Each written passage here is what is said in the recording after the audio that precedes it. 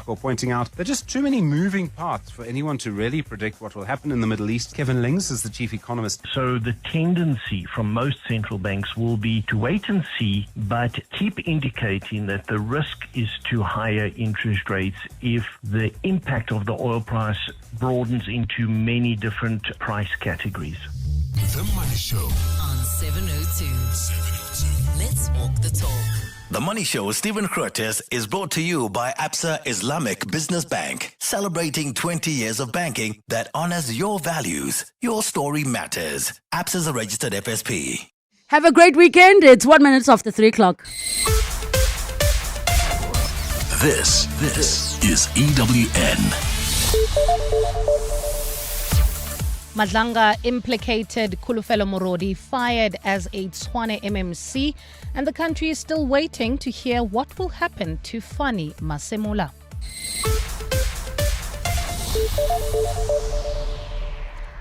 Good afternoon, I'm Balit Lamini. Tshwane MMC for corporate and shared services, Kulfell Morodi, has officially been fired from the mayoral committee.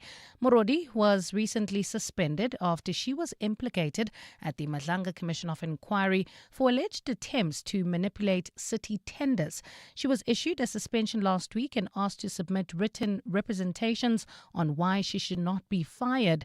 Mayor Nasipi Moya has confirmed receiving the representations, but says that she is not satisfied. Mayoral spokesperson Samgelo Mgobozi. Based on this assessment, the Executive Mayor, Dr. Moya, was not satisfied that the concerns raised have been adequately addressed. The material before her reflects a pattern of engagement and conduct over an extended period, including an inappropriate relationship between Councillor Morodi and Sergeant Nkosi, which raises serious concerns regarding the handling of the information and adherence to the standards expected of members of the executive. With the National Police Commissioner Fani Masemola's future uncertain, there are suggestions that someone with a clean record should be appointed to act in that role. Masemola is in hot water after the NPA issued him with a summons to appear in court over an irregular 360 million rand tender. The disputed contract was awarded to Medicare 24, a company owned by suspected criminal kingpin Vusumuzi Matlala. Masemola is being investigated for breaches of the Public Finance Management Act related to oversight failures. Alpha Ramushwana reports. The presidency has not ruled out the possibility of appointing an acting National Police Commissioner, nor has it ruled out delegating Fani Masemola's responsibilities to a deputy commissioner. President Cyril Ramaphosa has recently told journalists that he's still engaging the relevant authorities on whether Masemola should be placed on special leave as he deals with the charges against him. Policing expert Willem Els says with public confidence in the police service at an all-time low, appointing a clean and untainted acting commissioner would be a sensible approach. If they appoint an acting national commissioner that is able to provide guidance and leadership in a very, very visible manner, then it might restore the trust of the public in the police. Els adds that suspending Masemola could be legally contested since he's not facing corruption charges but possible Public Finance Management Act violations. Alpha Ramshwana, Eyewitness News. Former apartheid police commander Eugene de Kock has accused former General Isaac Engelbrecht of tampering with evidence linked to the killing of the Cradock Four. Engelbrecht has been implicated in the killing of the four but denied direct involvement. De Kock is testifying at the reopened inquest into the Cradock Four murders, where activists Matthew Goniwe, Sparrow Mkhonto, Sicelo Mhlawuli and Fort Galata were abducted and killed in 1985. Earlier this week, a former police officer testified at that inquiry, which is sitting in the High Court in Gqeberha, that a docket containing a completed investigation on the murders was handed to the NPA only for it to disappear. De Kock pointed to Engelbrecht as the person who may have removed the evidence. There's no reason for him to fly down, except to make sure there's no DNA, no evidence, and if there's any, to remove it. And there is specific examples like that. I was there personally, where he covered up the Stanza Pupape case. Vehicle tracking service provider Cartrack has agreed to pay over 10 million rand in fines and refunds after reaching a settlement with the National Consumer Commission. This stems from more than 200 complaints lodged with the NCC, with 167 of those now forming part of the settlement agreement. The National Consumer Tribunal has confirmed the agreement as a consent order, giving it legal force under the Consumer Protection Act. Mongezi Koko reports. The Commission says its investigation found that some of Cartrack's terms and conditions were inconsistent with the Consumer Protection Act, particularly with how consumer complaints and remedies were handled. As part of the agreement, Cartrack will pay a 5 million rand administrative fee and refund just over 5.1 million rand to affected consumers. The company has also agreed to cancel relevant contracts without penalties and to amend its terms and conditions to remove any vagueness and ensure alignment with the law. The NCC says the settlement brings to a close a lengthy investigation and will provide redress to consumers who were affected. Consumers who believe their complaints are included in the agreement are being advised to review their contracts and any previous complaints lodged with Cartrack or the NCC. The agreement was reached without any admission of liability by Cartrack, with the company saying it opted to settle to avoid prolonged legal proceedings. Mongezi Koko, Eyewitness News. And in Australia, Prime Minister Anthony Albanese has assured citizens that the country's fuel supplies remain secure. This follows panic buying linked to fears of shortages and an increase in prices. The fuel chaos is linked to delays in the movement of oil associated with the war in the Middle East. Government says demand and distribution issues have caused shortages and not supply issues. Hundreds of petrol stations across that country have reported running out of at least one type of fuel this week. Australia has experienced steep price increases since the US and Israel attacked Iran and the Strait of Hormuz was closed. Gold is trading at $4,421.98 an ounce. The rand is at 17.16 to the dollar, 22.81 to the pound, 19.76 to the euro, and Brent crude oil is at $109.41 a barrel.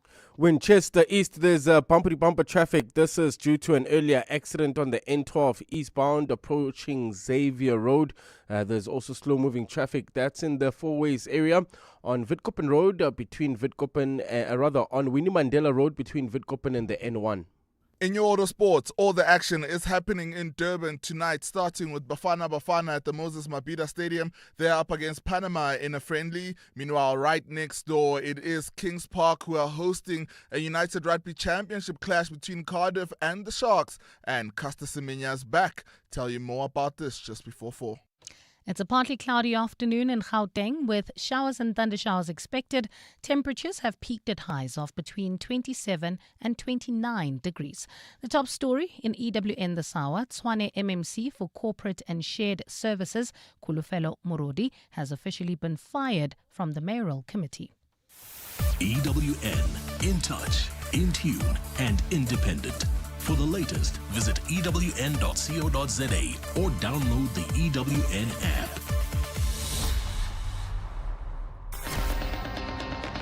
You're with John Perlman on 702. Streaming on the Prime Media Plus app, DSTV channel 856, 92.7 and 106 FM.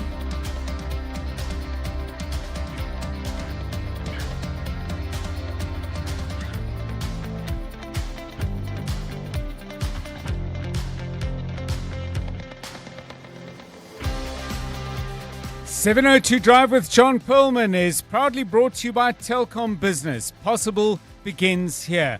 Good afternoon, everyone. It's 10 minutes past 3 on Friday, the 27th of March.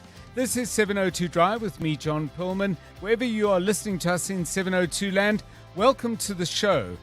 As you heard in the news, the first politician implicated at the Madlanga Commission has lost her position. Kholofelo Morodi from Action SA has been fired from the Tshwane Metro Mayoral Committee. More on that in a moment. We hope to get hold of the Executive Mayor Nasipi Moya later in the show. In other stories, one of the big stories of this week undoubtedly has been, first of all, the appearance of 12 senior police officers in court facing charges related to tender fraud. All of this in regard to a company called Medicare 24 Tshwane that was soon followed shortly after they received bail or were granted bail by the news that National Police Commissioner Fanik Masemola would be appearing in court in April around the same matter. What's missing in all of this is, of course, what was the 360 million rand in the tender meant to do? Well, it was meant to provide medical but also psychological services for our police officers who face a myriad of personal difficulties as a result of the work they do. At 5:10, we're going to look more carefully at that consequence, because up to now, we've focused kind of on the politics, very much on the police officers, and certainly on the money. We'll take a closer look at what will have been lost by what's just happened. It being a Friday, we have as our regular feature something we call a song, a book, and a dish. We invite somebody who you've kind of got to know to pick a favorite song, choose a book that's made an impact on them, and of course to talk about food, dishes, yes, but also meals shared. My guest today, the legal and political journalist from News 24, Karen Mourn. Looking forward to that conversation. And at 3:10, we'll talk about an excellent 6-part documentary that will, I promise you, stir up your feelings and bring back many memories. Fish, shoes, Lucas Radebe, Dr. Kamalo, Mark Williams, Toby, Benny McCarthy. The team that we had, everything fit like a club. We had a manager who was part of us, who was one. I promise you one thing, that I'll leave no stone unturned to make South Africa the greatest football nation in the whole of Africa. He mentioned two things. He was going to be crowned Africa Cup of Nations champ and then qualify for the World Cup. And we looked at him, was like, is life okay upstairs or something that we need to understand it? It's one of the hardest trophies to win in world football. Not Africa, world football. Now the pressure's on. No one expected us to win it. This is the time now to show South Africans what we're made of.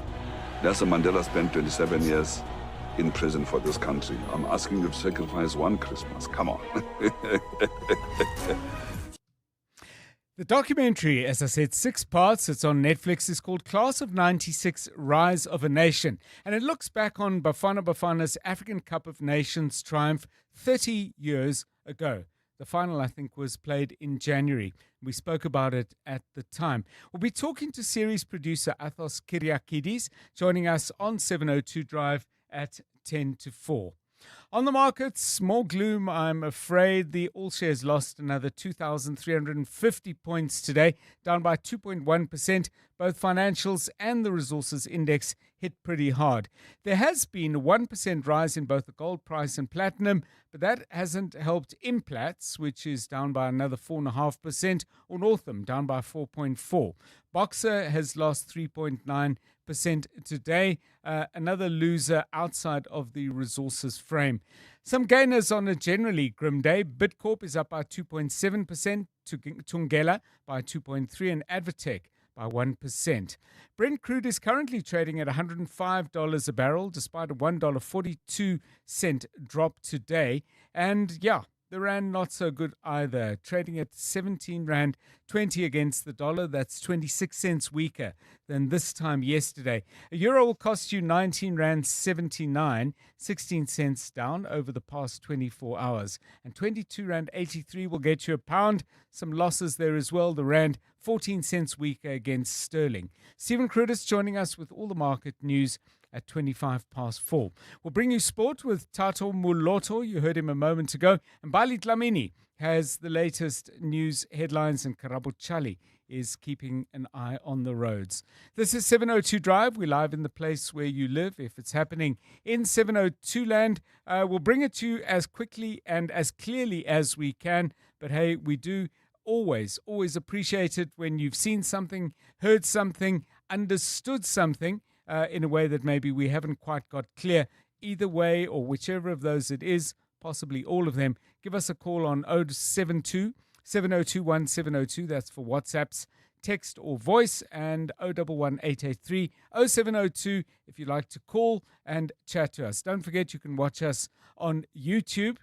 Not much to report on the outfits. That wouldn't be the major reason why you would tune in, but then it never is. But it's fun to actually see the studio, see the team, and some of our guests actually come in.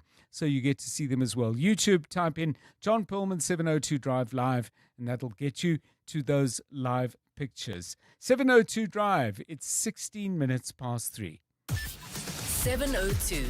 Let's walk the talk. So there's plenty to talk about. It's been a dramatic and in many ways worrying week. We've spoken a lot about the looming fuel crisis, the fact that in many areas people are already struggling to get hold of diesel. We'll try and give you some updates on that regard, but you may want to call in, and if you are experiencing or better understanding anything about our fuel situation, please do give us a call on that on the same numbers that I've already given you. Yeah, lots to ask questions about and stuff to think about as well. Sometimes we go for something that's a little bit random and you think, why are we talking about that? But prompted by what I said to you about the interview we're doing at 10 to 4 in the documentary Class of 96, Rise of a Nation, when I was talking to Rilebogile a little bit earlier about what we're going to be covering, and I mentioned that she spoke about Chasing the Sun, which many of you would have watched, an absolutely fabulous recording of our World Cup triumphs in Japan, first of all in 2019 and then again in France in 2023. And we thought we'd just ask you the very best documentaries that you've watched. And they don't have to be about sport. Let me make that absolutely clear. I'm always looking for good stuff to watch. If you've seen some great documentaries, your suggestions, please. Jonathan Fairbairn Kabazela producing the show today, as always, with Rifue Letsua. Dockies, do you watch a good number? And if you do, what's the best you've seen? Yeah, afternoon, John, and afternoon to the 702 family. So, yeah, we do watch a lot of documentaries. And, I mean, Netflix has produced some really good documentaries as well. And, I mean, there's so many that I can hardly remember. But the ones that come up at the top of my mind was The Last Dance with Michael Jordan. Now, I was never a basketball fan. Yes. I obviously knew about Michael Jordan and lots about Michael Jordan. And I thought to myself, do I watch this? I'm not a basketball fan. And after watching that, I was completely blown away. It was a fascinating story. So that was really, really good. And then if I could maybe balance out the great with a poor one and say, if you haven't watched it yet, there was a documentary about Bon Jovi. And that was such a letdown. I wouldn't even bother. I mean, I'm a big fan of the band, but after watching that, I was just left very, very disappointed. So the documentary was halfway there, living on a prayer, perhaps. Very good. Not very good at all. How about you, Karabachali? Dockies, any good ones? A random one. I don't know where I picked it up, but do you remember the song Sugar Man? Yes, Rodriguez. Would you hurry? Yes, very random. In search of Sugar Man. Won the Oscar for best documentary. Yes, and I watched that documentary and I was like, this guy was not even popular, but these two guys from Cape Town went out to America to find out more about his life and how he died, if he has died, because he was American, but apparently he was a superstar here in South Africa. So I was just like blown away. So here's a quick thing about that documentary and my own experience. In 1977, I went to live in Detroit, which is the city where he comes from. And I was chatting music with people I met. And I said, so Rodriguez, I mean, do you guys like him? And they said, who's he? Now, that was in his own city. Gee. Nobody had heard of him. That Shocking. documentary was magnificent. Absolutely brilliant. So great documentaries, please. Send us your suggestions. Send us your thoughts, ones you've particularly enjoyed. And please tell us where we can find them. Because if something particularly catches my fancy or my ear, we would like very much to hear from you and exactly where we can pick it up. So those to 072 702 1702, 20 past 3. EWN Traffic. This EWN Traffic is brought to you by South African Airways. See just how far you can go with them. Book at flysaa.com. Do it now. It's 20 past 3, as I said, but it is Friday, which does mean that the traffic might build up a little earlier. Is that happening? Yes, already heavy delays. This is if you're traveling from Alberton heading towards Soweto. Winchester Hills, there's an accident seen on the N12 eastbound. That's near Xavier, causing heavy delays. Also, bumper-to-bumper traffic in the Devland area. This is on the Golden Highway between the N1 and Union Avenue. Also traveling into Soweto traveling past the Bara Hospital. There's slow-moving traffic on Chris Hani Road between the N1 and UJ campus. Also traveling in and out of the Joburg CBD. Expect some delays on Main Reef Road between Anderson and Nazareth Road. If you are in the Bedford View area, heading towards Alexandra, there's slow-moving traffic on the N3 northbound. This is between the Ilans interchange all the way to Van Buren. And finally, in Melrose, traveling towards the Joburg CBD, expect some delays on the M1 southbound between Greyston Drive and Ethel Oakland. If you come across any other traffic issues, kindly WhatsApp us on 072-702-1702. There's more EWN on air, online, and on the EWN app. This is what progress sounds like. At South African Airways, we've added more aircraft to the runway, increased our flights from just over 1,000 in 2021 to over 24,000 last year. And we continue to add more destinations and routes. It's steady progress over time. We know there's still work to do, but every day we're building something stronger. An airline that shares the resilience of the country it carries. South African Airways. Book your next flight at flysaa.com today. It's delicious, it's indulgent, it's silky, rich, melt in your mouth magic, moving from sweet and creamy to dark and dangerously intense. Yep, we are talking chocolate, the decadent star of this week's must-see episode of MasterChef South Africa. The contestants all have a chocolate showstopper up their sleeve, and the deal gets even sweeter with 50,000 Rand for the winning dish. But this is the MasterChef kitchen, chock full of twists. And this time, the curveball comes in the form of a mysterious box of something they're not allowed to open. MasterChef South Africa Season 6 continues this Sunday at 6 p.m. only on ETV. Let's hear from Shemaine, owner of Vovotello Linwood, why it pays to switch to Outsurance Business Insurance. I wish we had switched sooner. Not only was it quick and easy, but also gave us more favorable premiums. For restaurants, pharmacies, and all other businesses. Get a quote today and see why it pays to switch to Outsurance Business Insurance. Visit outsurance.co.za or call 08600 60,000 today. Licensed insurer and FSP. TCs and information online. When it rains, it pours. Over 108 million Rand was won last week Friday. And now another winner of over 4 million Rand on Tuesday. You could be next. Step into the downpour and play Powerball Plus for the guaranteed 54 million Rand jackpot this Friday. Don't miss out. Buy your tickets now in store on nationallottery.co.za, the mobile app or cell phone banking. Panda, Pusha, play. Players must be 18 years old or play responsibly. E2 is the proud operator of the National Lottery. In 2026, poor quality building materials is not an affordable risk. Don't tatama chance with low-grade materials and turn your home into a news headline. Homeowner scammed with poor building materials. Dream home turned to ruins. Imagine. Furthermore, spend 250 Rand or more in store at Cash Build until 30th of April, and you can stand a chance to win airtime, cash, and product prizes this Easter. T's and C's apply. Visit Cash Build today for quality materials you can rely on.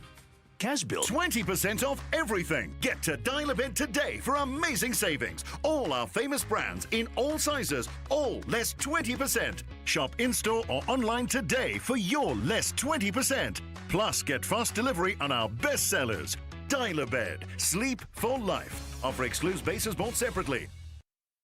When you're running a small business, you need someone who speaks your language, who understands when you talk innovation, growth, scaling. Someone like MTN Business and 702.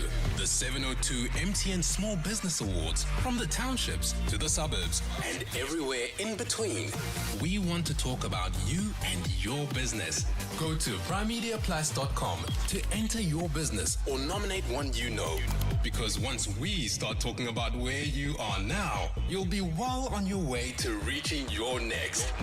The 702 MTN Small Business Awards. Let's talk shop. TCs and more on primemediaplus.com. You're with John Perlman on 702. Let's walk the talk. 702 Drive, some of your suggestions of great documentary Senna. I watched that actually, despite not being a huge motor racing fan. Enjoyed it. Wouldn't be up amongst my best, but Very interesting, and enjoyed that indeed. This one from Shannon.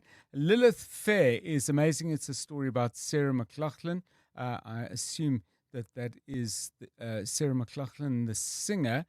And then this one, maybe somebody can help, from Claude, who says, why did I forget the name? But it's about a lady who uses God to perform her dirty work duties. She causes divorces and many more ugly things one could think of. Okay. Not a lot to go on there, but if anyone can help, drop Tlotlo and ourselves a note. And if anyone's intrigued by the description, we'll try and get you the title. 26 minutes past 3. You're with John Perlman on 702. Okay, let's focus our attention then on that story that was leading the news bulletin at 3. Tshwane Mayor Nosipi Moya has sacked from the mayoral council, the MMC for shared services. And this is all due to information that has come out regarding Kholofelo Morodi coming out at the Madlanga Commission of Inquiry. This is to do, I think, with contracts around security and other issues as well. It's quite a big development, I think. I did mistakenly say she was the first politician implicated at Madlanga. What I meant to say is I think she's the first politician to actually lose a job. Others have been suspended, but this is the actual removal of her from position. So what does this say about Tshwane? What's actually going on there? And Nosipi Moya having to axe someone, or deciding to axe someone from her own party. Alpha Ramushwana, our colleague, has followed Tshwane politics for a good while and joins us now. I mean, what do you make of all of this? Do you feel the executive mayor did what only the executive mayor could? Did she exercise her only possible option here, or does she take some credit for being decisive? Well, yes, to a certain extent, Dr. John, she does take some credit for being decisive. Kulfell Morudi is an Action SA member. Nosipi Moya is also an Action SA member. So you can imagine that it must have been a difficult job or thing to do, to actually fire someone who's from your own political party. And I say she can take credit for being decisive this time around, because council and opposition parties are currently accusing her for failing to deal with her own deputy mayor, who's also been mentioned at the Madlanga Commission of Inquiry, or at least one of a company he used to own is linked to a very, very fraudulent contract. And opposition parties have been questioning why he hasn't been dealt with, why he hasn't been asked to submit written representations on why he shouldn't be fired from his job. So the dismissal of Kulfell Morudi, the MMC of Corporate Shared Services, who's been accused of tender manipulation, I guess does make her seem like, she's decisive to a certain extent. So we did ask the deputy mayor to come on the show. The feedback we've got, she isn't doing interviews on the matter. I assume that will be might be something that changes later. It's not going to change in time for us. But she did seem to say that MMC, or former MMC Morodi, offered an explanation, and she considered the explanation inadequate. Do we know anything about what the MMC was going to say in her defense? Well, before anyone is suspended, usually in municipal and local government, they are given 7 days to explain why they shouldn't be suspended or fired. Right. She was suspended. She was given 7 days to explain why she shouldn't be dismissed, completely fired. She did. It's unclear what was in her written representations, but the mayor is saying that she isn't satisfied. You'd remember that at the Madlanga Commission of Inquiry, we saw WhatsApp exchanges between her and Sergeant Fanik, which pointed to alleged attempts to manipulate certain tenders in the city of Tshwane. She says after the written representations by Kulfell Morudi, she isn't satisfied. There's some level of improper relationship, according to the mayor, between Fanik and Kulfell Morudi, and that is the reason why she's decided this time around to actually fire her, because as much as she can still claim innocence, the improper relationship is still there. It was seen and heard at the Madlanga Commission of Inquiry. Thank you so much, Alpha Ramushwana. If we get more on this story, we'll be sure to update you. 29 minutes past 3. Speaking of updates, let's get the latest traffic. EWN Traffic. This EWN Traffic is brought to you by South African Airways. See just how far you can go with them. Book at flysaa.com now. Karabo Chali, over to you again. Winchester Hills, that's if you're leaving Alberton heading towards Soweto, you can expect the heavy delays. This is due to an accident seen on the N12 eastbound. near Xavier, causing more than an hour delay. This is all the way from the Deep Blue interchange and in Clearwater Estate. That's in Pretoria. Bumper traffic on Rietvlei Road between the R50 and the R21 Nelmay Pierce Road. There's more EWN on air, online, and on the EWN app. This is what progress sounds like. At South African Airways, we've added more aircraft to the runway, increased our flights from just over 1,000 in 2021 to over 24,000 last year. And we continue to add more destinations and routes. It's steady progress over time. We know there's still work to do, but every day we're building something stronger. An airline that shares the resilience of the country it carries. South African Airways. Book your next flight at flysaa.com today. Okay, let's find out what's happening in the news. Mbali Dlamini with the very latest. SANDF is starting to give some details, I believe, about what they're going to be doing once they're deployed. Over to you. Good afternoon.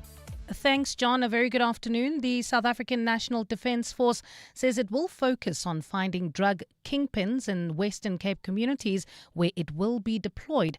The heads of the deployment operation to help stem gangsterism in the Western Cape, Gauteng and the Eastern Cape say their troops are on track for their deployment next week. Appearing before Parliament today, the Army chiefs faced a grilling from MPs on how they will measure their success and whether troops are suitably trained to work with police and in civilian areas. Lindsay Dentlinger has more. The SANDF says despite the President's State of the Nation address announcement in February, the deployment of troops could not be rushed. Director of Operations Brigadier General Martin Gopane says a strategic plan had to be drawn up and troops had to receive proper training. He's moved to assure Parliament there will be no blurring of lines with the police service. Each entity shall retain its distinct command authority throughout the operation, that is, commanding its own forces. Gopani says the Defence Force will be focused on actionable intelligence and if it makes any arrests, suspects will immediately be handed over to the police. We are not looking for a man on the ground, but we're looking for the kingpins. He says all troops who are being trained at bases across 5 provinces have been issued with strict guidelines on how to perform their duties. Lindsay Dentlinger, Eyewitness News, Parliament. Western Cape Premier Alan Winde has warned motorists who plan on drinking and driving on the province's roads to think again. The province has launched its Easter road safety campaign in Khayelitsha today. Winde says more than 500 traffic officers will be deployed across the province to enforce road safety over the Easter long weekend. Officers will be out there in roadblocks across this whole province, like you have seen. I mean, it happens all the time. It's not as if it's just because it's Easter. We are always out there. He says hotspot areas will receive extra attention. The reason that we are here is because it's a hotspot, so we must make sure that the deployment happens at the hotspot. So, I mean, we must make sure that we have police, traffic officials, law enforcement officials at the high-risk time. The Gautrain's nearly 20-year concession agreement with its current operator Bombela Concession Company comes to an end today. The company will now conclude negotiations with the preferred bidder over the next 6 months. During this period, Bombela Concession will continue to manage the Gautrain under a contractual holdover agreement. Gautrain spokesperson Albi Mudise has assured passengers that services will continue without interruption. The next phase under a new concessionaire will prioritize enhancing customer experience through modernized technology and improved amenities, transforming stations and surrounding precincts, introducing more flexible and dynamic pricing to improve affordability and accessibility of the system. And Austria has become the latest country to announce that it will ban social media for children under the age of 14. That decision was taken following negotiations within the ruling coalition. While announcing that decision, Vice-Chancellor Andreas Babler says it's almost impossible for parents to control their children's social media consumption. Government also plans to introduce a new compulsory school subject to help students distinguish truth from falsehood on social media. France, Spain and Denmark are also countries that have announced their intention to establish a digital age of majority for social networks. It's a partly cloudy Friday afternoon in Gauteng with showers and thundershowers expected. Temperatures have peaked at highs of between 27 and 29 degrees. Winchester Hills, you can expect heavy delays. This is on the N12 eastbound. This is approaching Xavier due to an earlier accident. Delays of up to an hour. This is all the way from the Deep Kloof interchange in Devland. Also, traffic a bit sluggish on the Golden Highway between the N1 and Union Avenue. Bryanston expect heavy delays on the N1 southbound from Rivonia Road all the way to Winnie Mandela Drive. The top story in EWN, the South African National Defence Force says it will focus on finding drug kingpins in the Western Cape communities where it will be deployed from next week.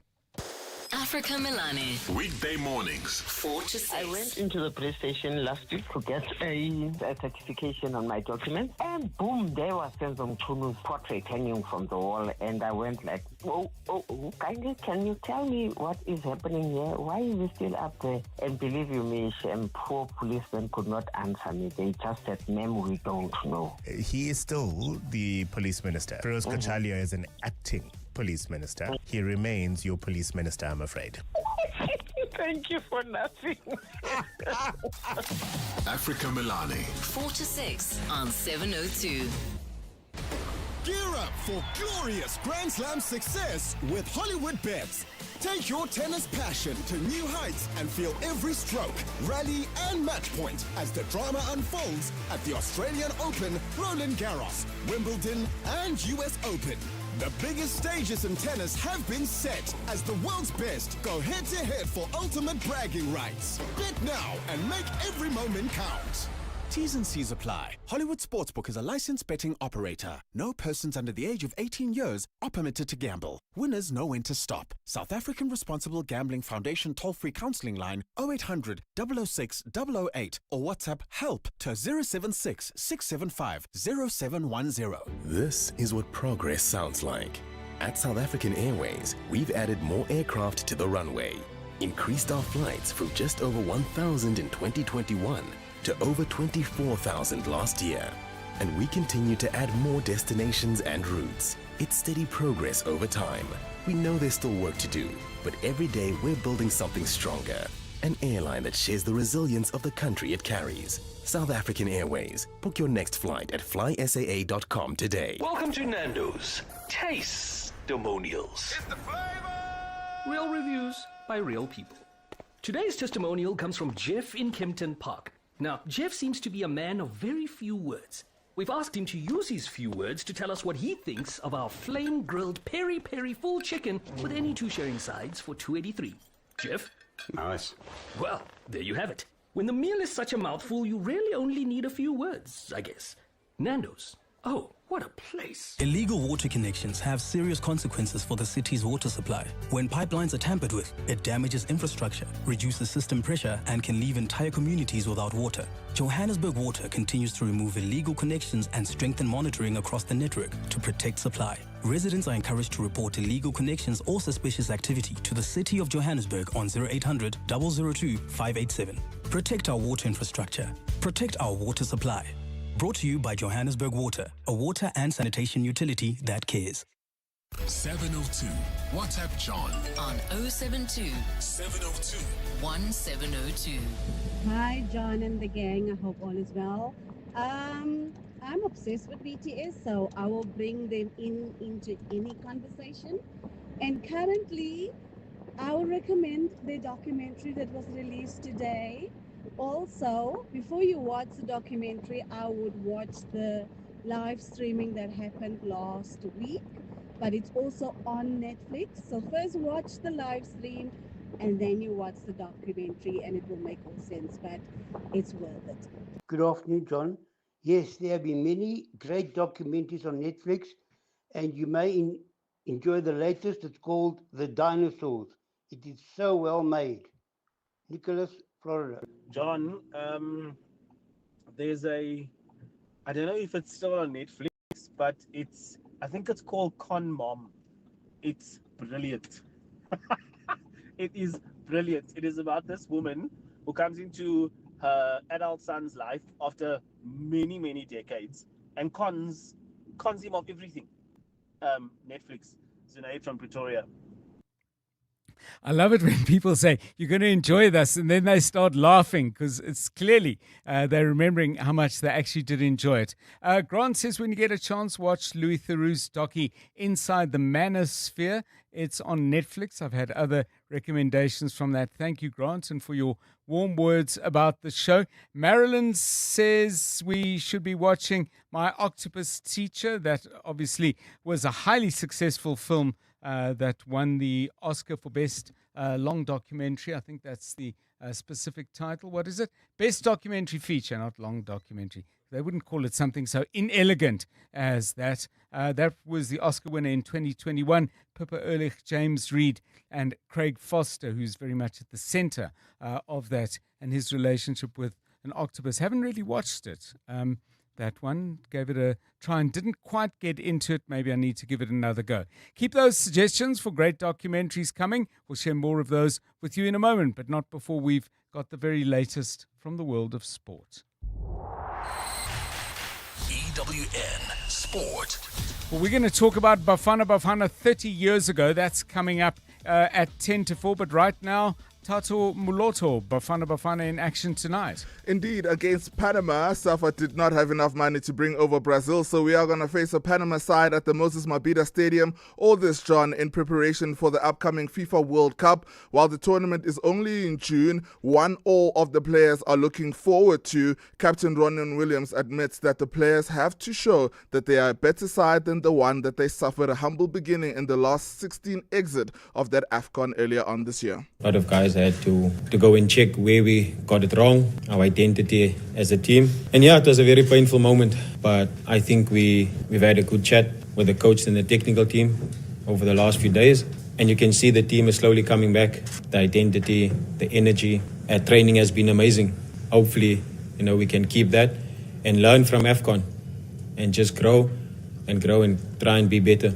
We'll have to see just how good of a chat they had at 7 when it's kickoff time. Right next door at Kings Park, it is Sharks head coach JP Peterson who is sticking to his winning formula for tonight's United Rugby Championship clash, this against Cardiff. The visiting side is looking for redemption, and Locke Emil van Heerden is well aware of this. Cardiff is a quality team, and you can see that from where they are on the log. They had a tough game last weekend against the Bulls at Loftus, but we're definitely expecting them to gear up and come to the tank. But in saying that, we've prepared well, and we want to take confidence out of last week's game, but focus on this week, having a new game and a new responsibility to put some pride into the jersey. Sharks making just 2 changes to that side that dismantled Master last year. Ethan Hooker and Bradley Davis are back. That kickoff time is also set for 7. Still in the URC, the Lions have opted for a shake-up lineup ahead of their clash against the Dragons tomorrow afternoon, with coach Ivan van Rooyen making 4 adjustments to his starting side. Prop Asenathi Nhlabankanye remains unavailable as he awaits the outcome of his ongoing doping matter. Meanwhile, the Stormers have also tweaked their combination for their encounter with Edinburgh. Damian Willemse shifting to the wing, Warwick Galan taking up full-back, and Siabelo Sinatla dropping out of that starting 15. And there's some great news. Olympic champion Caster Semenya has confirmed her participation in the season opening of the Cape Town Women's 10K Challenge on Sunday. Tato Muloto, Eyewitness News Sport. EWN Traffic. At 16 minutes to 4, this EWN Traffic is brought to you by Plumlink, your local plumbing store. Visit plumlink.co.za to find your nearest store. Karabo Charlie, Winchester Hills, getting a little bit difficult for anyone who's driving that way. Yeah, well, if you're heading between Soweto and Alberton, you can expect more than an hour delay. This is if you're heading towards Winchester Hills, accident scene, N12 eastbound near Xavier Road. And this is already causing about an hour delay all the way from the Deep Kloof interchange. In Devland, traffic sluggish on the Golden Highway between the N1 and Union Avenue, while in Bryanston, expect heavy delays heading towards Fourways. N1 southbound from Rivonia Road to Winnie Mandela Drive. In Tembisa, there's also slow-moving traffic. This is on the R21 northbound approaching Olifantsfontein Road. There's also bumper traffic in Onderstepoort, that's in Pretoria, on Lavender Road heading towards the N4, and in Clearwater Estate. Still in Tshwane, bumper-to-bumper traffic on Rifley Road between the R50 and the R21 Nalmepius Drive. If you come across any other traffic issues, kindly WhatsApp us on 072-702-1702. There's more EWN on air, online, and on the EWN app. If it's plumbing, you'll find it at Plumlink, South Africa's largest plumbing retailer. From pipes, fittings, geysers and baths, to basins, taps, tools and accessories, we've got it all. With more than 10,000 quality products at the right price and over 150 stores nationwide, there's always a Plumlink near you, ready to help with expert advice and unbeatable value. Find your nearest branch today at plumlink.coza. Plumlink, your local plumbing store. You're now listening to 702 Afternoon Drive with John Perlman. Brought to you by Telkom Business. Possible begins here. You're with John Perlman on 702. We often talk, in various ways and at various times, best movies you've seen, and we take threads and elements out of dramas and comedies and so on and weave them into other conversations. We haven't spoken much about documentaries. So at the start of the show, because we're going to be talking in a moment about what I think is a terrifically good documentary about Bafana Bafana 30 years ago. I was just asking, really great documentaries that you've watched. Moyo says, Salud, the film. Now, I've never seen that. I Googled it. It's about the healthcare system in Cuba, community-based healthcare, but also Cuba's involvement in the health issues of other countries. And Seppo says, Gold Mafia. It's all about gold and criminals and government involvement, and Hidden Color, which is about the history of black people and their origins. Tato, good documentaries. I don't know if it's part of your entertainment menu from time to time, but if so, what's a particularly good one? From time to time, yes, John. Actually, I was about to say Class of 96 because that was just beautiful to watch on Netflix. But one really good one on what we used to know as Showmax was Steinheist. Oh, yes, Rob Rose, eh? What a story. Also, just for someone to be able to manipulate numbers and figures like that to give off an illusion of just how much a company is making. And when you think about, I'm sure some people still have not recovered with what happened as far as Steinhoff is concerned. It's quite old, but I really, really do think it's such a magnificent piece of work.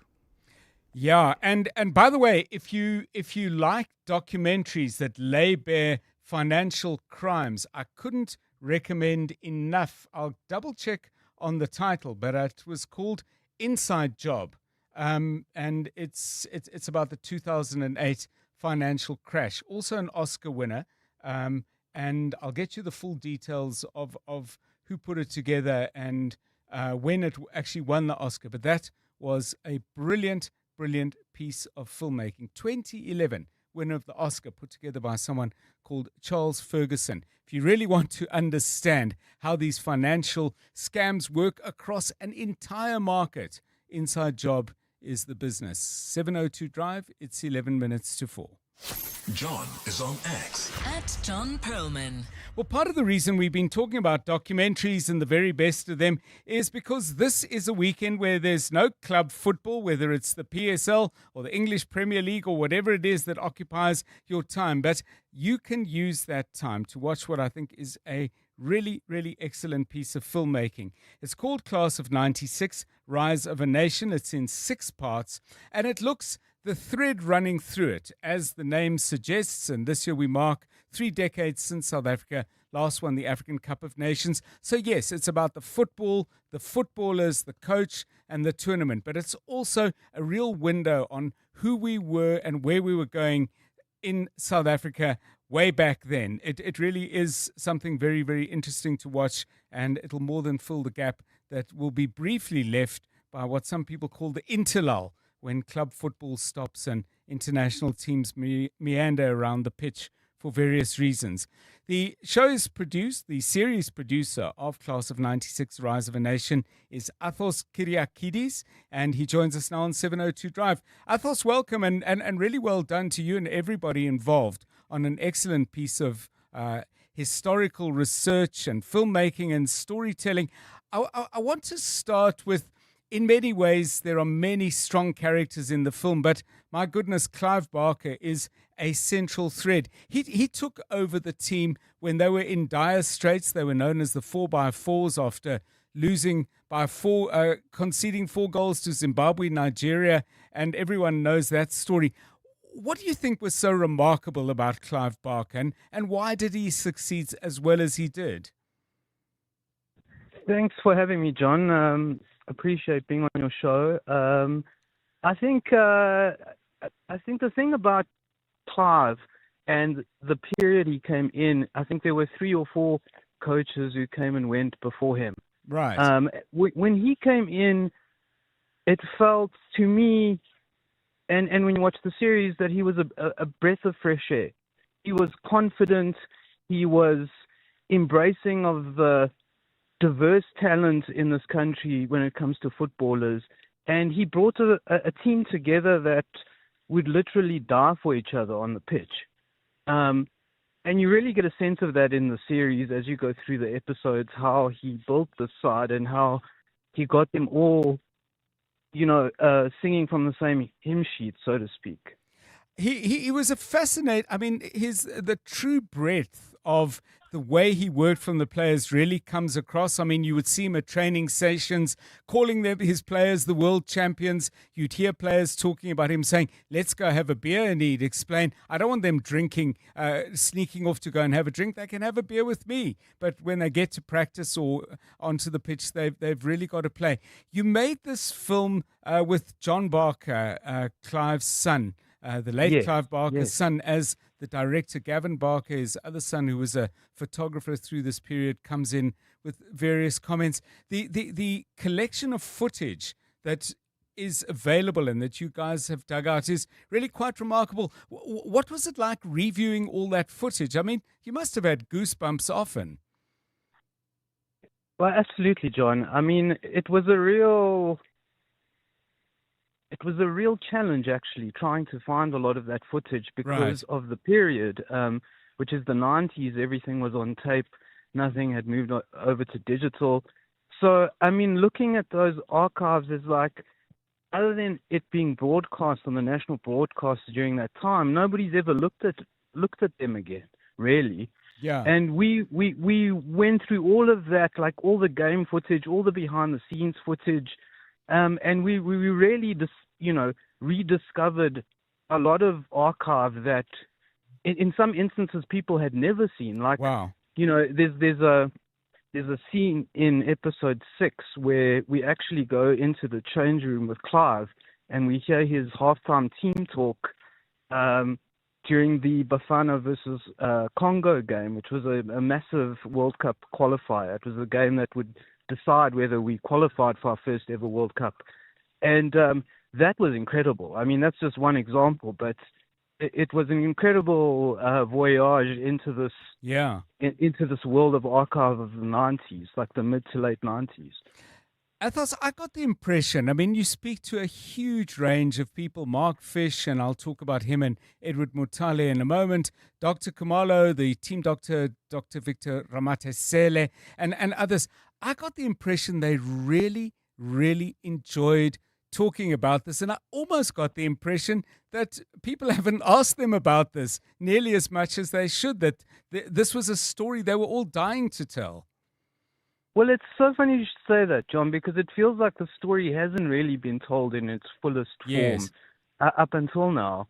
And I think you're right. I think they were dying to just kind of like recall that period and that time and that whole journey with Clive. And it really shows on screen, because I think the other reason they were so open with us is John, the director of the series, John Barker, Clive's son, already had a relationship with a lot of them. Right. And they invited us into their homes in some instances. They were so embracing of, trying to tell this golden period in South African football. And putting it on the largest canvas we could put it on, because it deserves to be preserved in some way, the story.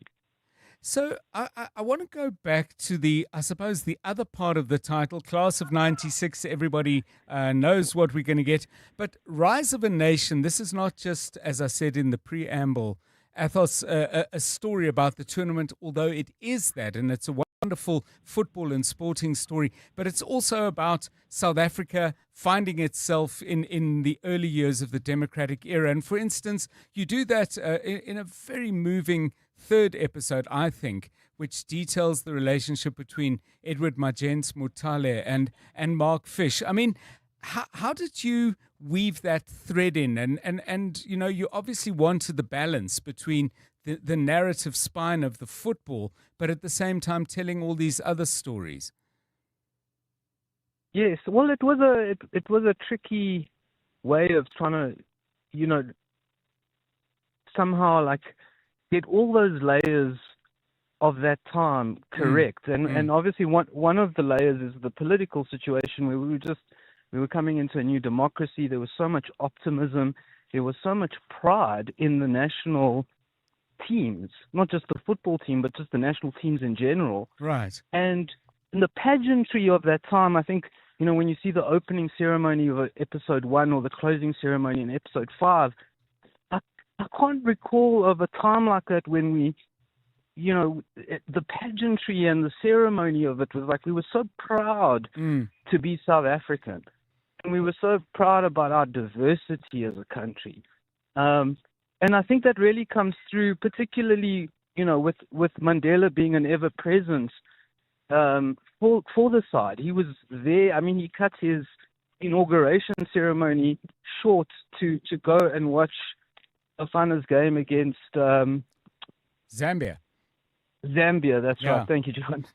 I mean, you know, he's a complete character in the series. He's always like lifting the national football side up. He's always giving them confidence. He's there before every game.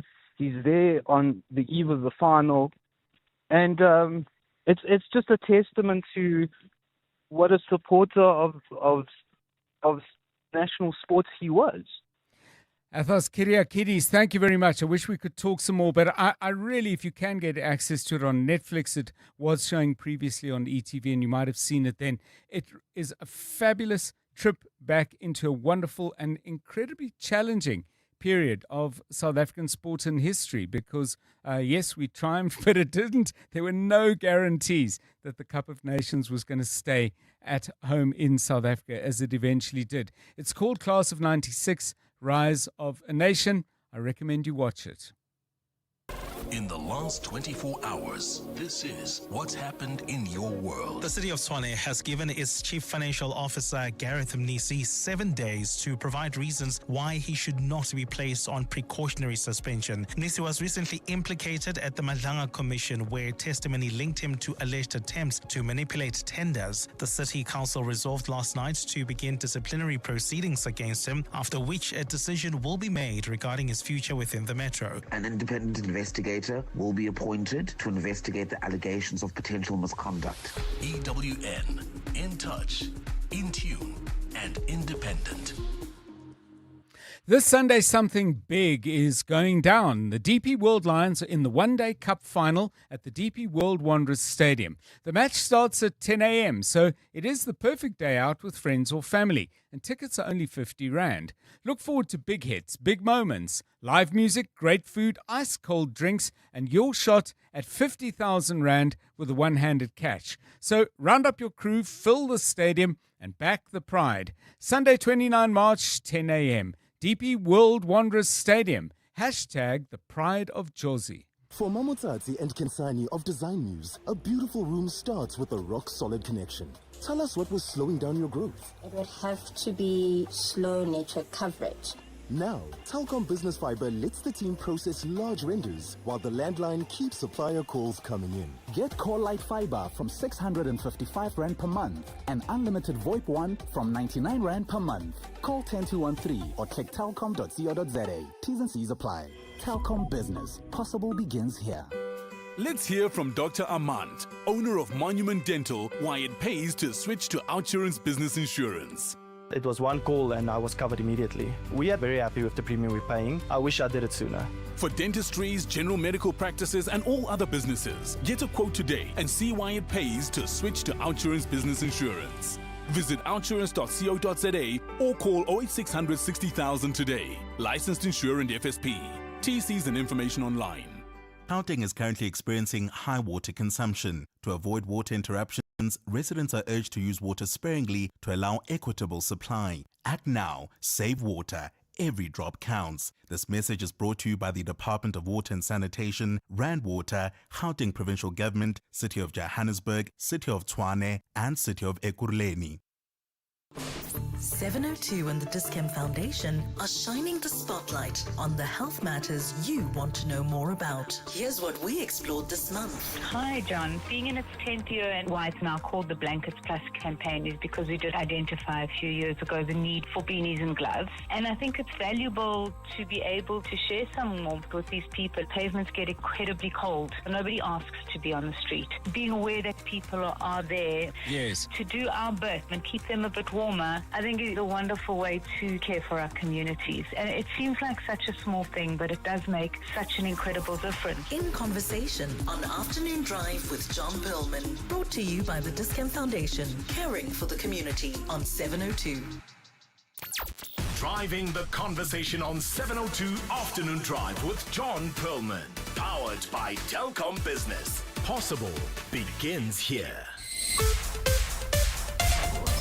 This is EWN. There are suggestions that someone with a clean record should replace Masemola, and Australia assures citizens that the country's fuel supply remains secure. A very good afternoon. I'm Monkey Zikoko. With National Police Commissioner Fani Masemola's future uncertain, there are suggestions that someone with a clean record should be appointed to act in the role. Masemola is in hot water after the NPA issued him with a summons to appear in court over an irregularly issued 360 million rand tender. The disputed contract was awarded to Medicare 24, a company owned by suspected criminal kingpin Vusmuzi Kat Matlala. Masemola is being investigated for breaches of the Public Finance Management Act related to oversight failures. Alfara Mushana reports. The presidency has not ruled out the possibility of appointing an acting National Police Commissioner, nor has it ruled out delegating Fani Masemola's responsibilities to a deputy commissioner. President Cyril Ramaphosa has recently told journalists that he's still engaging the relevant authorities on whether Masemola should be placed on special leave as he deals with the charges against him.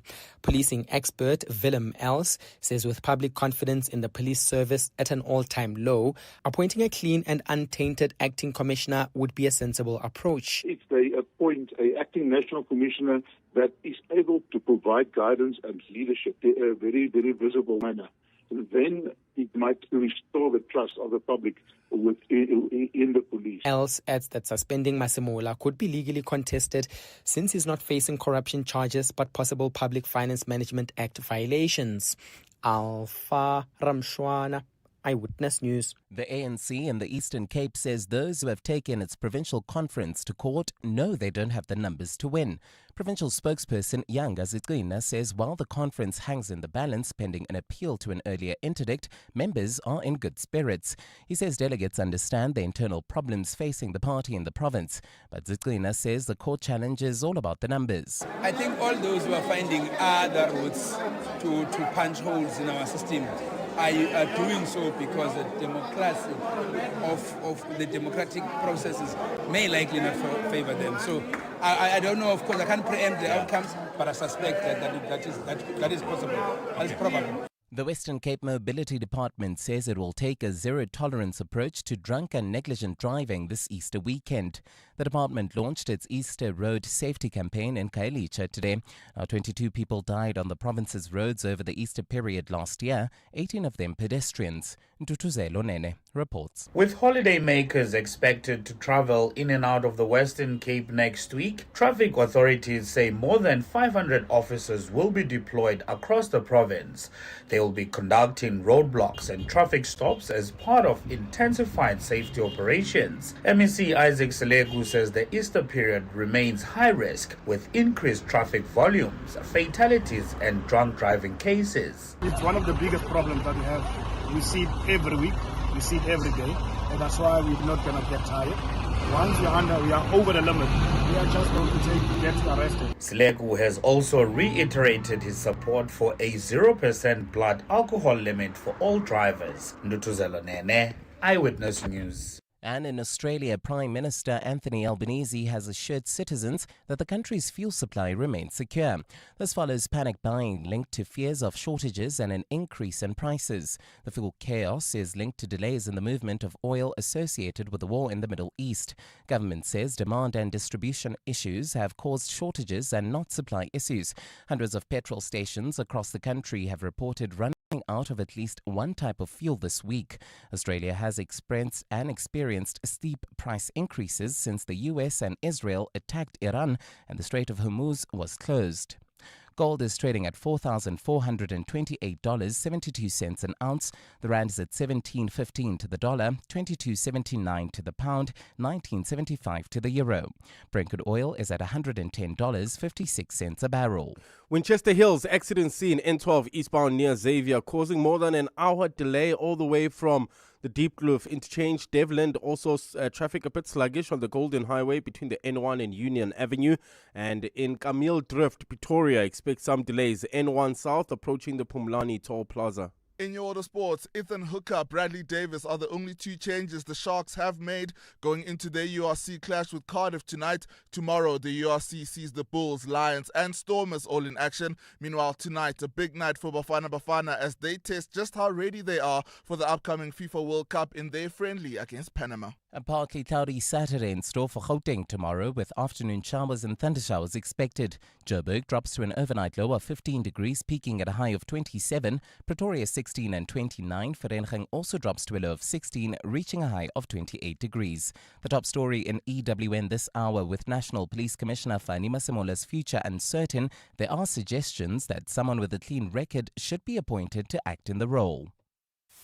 EWN, in touch, in tune and independent. For the latest, visit ewn.co.za or download the EWN app. 7:02. Drive home with John Perlman. John Perlman, 3 to 6 p.m. On 92.7 and 106 FM. Let's walk the talk.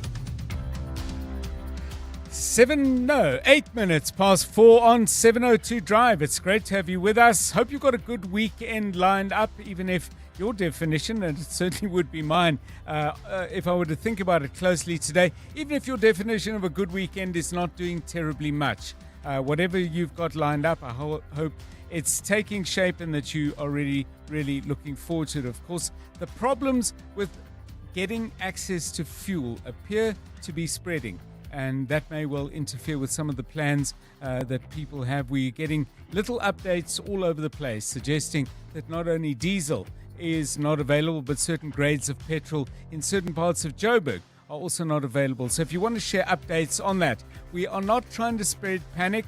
We are not trying to exaggerate, but I'm not entirely comfortable with people saying, no, it's all going to be fine, because it is all fine now. Fine is not a permanent state unless you plan for it. That's generally been my experience of my household, and I think that's generally been our experience of the country. So do update us, and we will keep it sober, we'll keep it factual, but I think it's important that we view this as a moving story, or not moving in some cases, and we will let you know of anything that you need to know. Coming up on the show, all of us get those marketing calls. They are unsolicited. We have no idea how people got our numbers, and when we ask the person who's calling, when they say, I don't really know, they are genuinely being honest. But in a moment, we'll talk to someone who decided, well, I've had 8 such calls today. I'm actually going to find out how all of this works. Rake Fanik is editor of MoneyWeb. He's published an intriguing piece on the site. Go and check it out, about his tracking down of who got his number and what they were doing with it. Intriguing stuff. Rake with us in about 3 or 4 minutes' time. We asked you about favorite documentaries and ones that have really stuck in your mind. A couple of people have sent me things that I think are not strictly documentaries. Somebody mentioned Narcos. I would call that a drama, really, because it has actors in it, even if it is based on real-life characters like Pablo Escobar, for example. But yeah, lots of interesting documentary suggestions. We'll share a couple of those with you in a moment. Later in the hour, Randall's One Song. We are looking forward to that. And then after 5, I think a very important story indeed. Big news during the week was the 12 police officers charged in relation to tender fraud around a contract for medical services. The businessman Kat Matlala also involved in those charges, as is the CEO of Medicare 24. I'll just double check on his name and give that to you later. But the point of our interview after 5 is to talk about what the actual cost of this is. 360 million rand is the price tag. The integrity of the police services is obviously a massive price that we would be paying if and when they are found guilty. But the other is that these services are crucial for policemen and women who go out doing, many of them, dangerous work and suffering both health and mental health consequences. And we're going to talk about those consequences and the fact that those needs are not being met as they should be, because some people, it would seem, are more concerned of seeing what money they can make out of it. That's after 5 o'clock. It's 11 minutes past 4. 702. WhatsApp John on 072 702 1702. Dumelang, John and the team. Well, what can I say? I watched Dama, the Monster.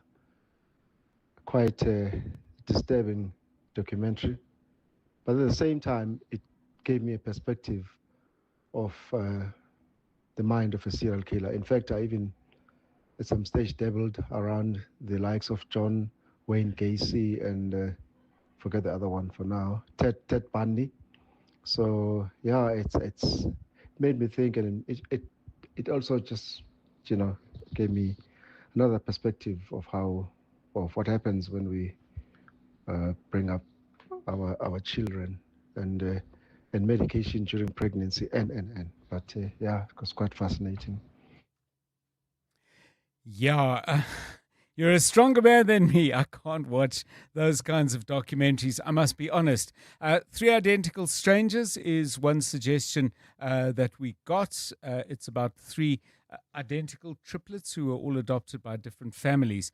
The documentary, made in 2018, deals with that. Thank you for that suggestion. And then Dave has a suggestion, but also a request. He says, A Country Imagined, brilliantly shot and scripted travel, history, sociology of various parts of South Africa, superbly hosted and narrated by Johnny Clegg.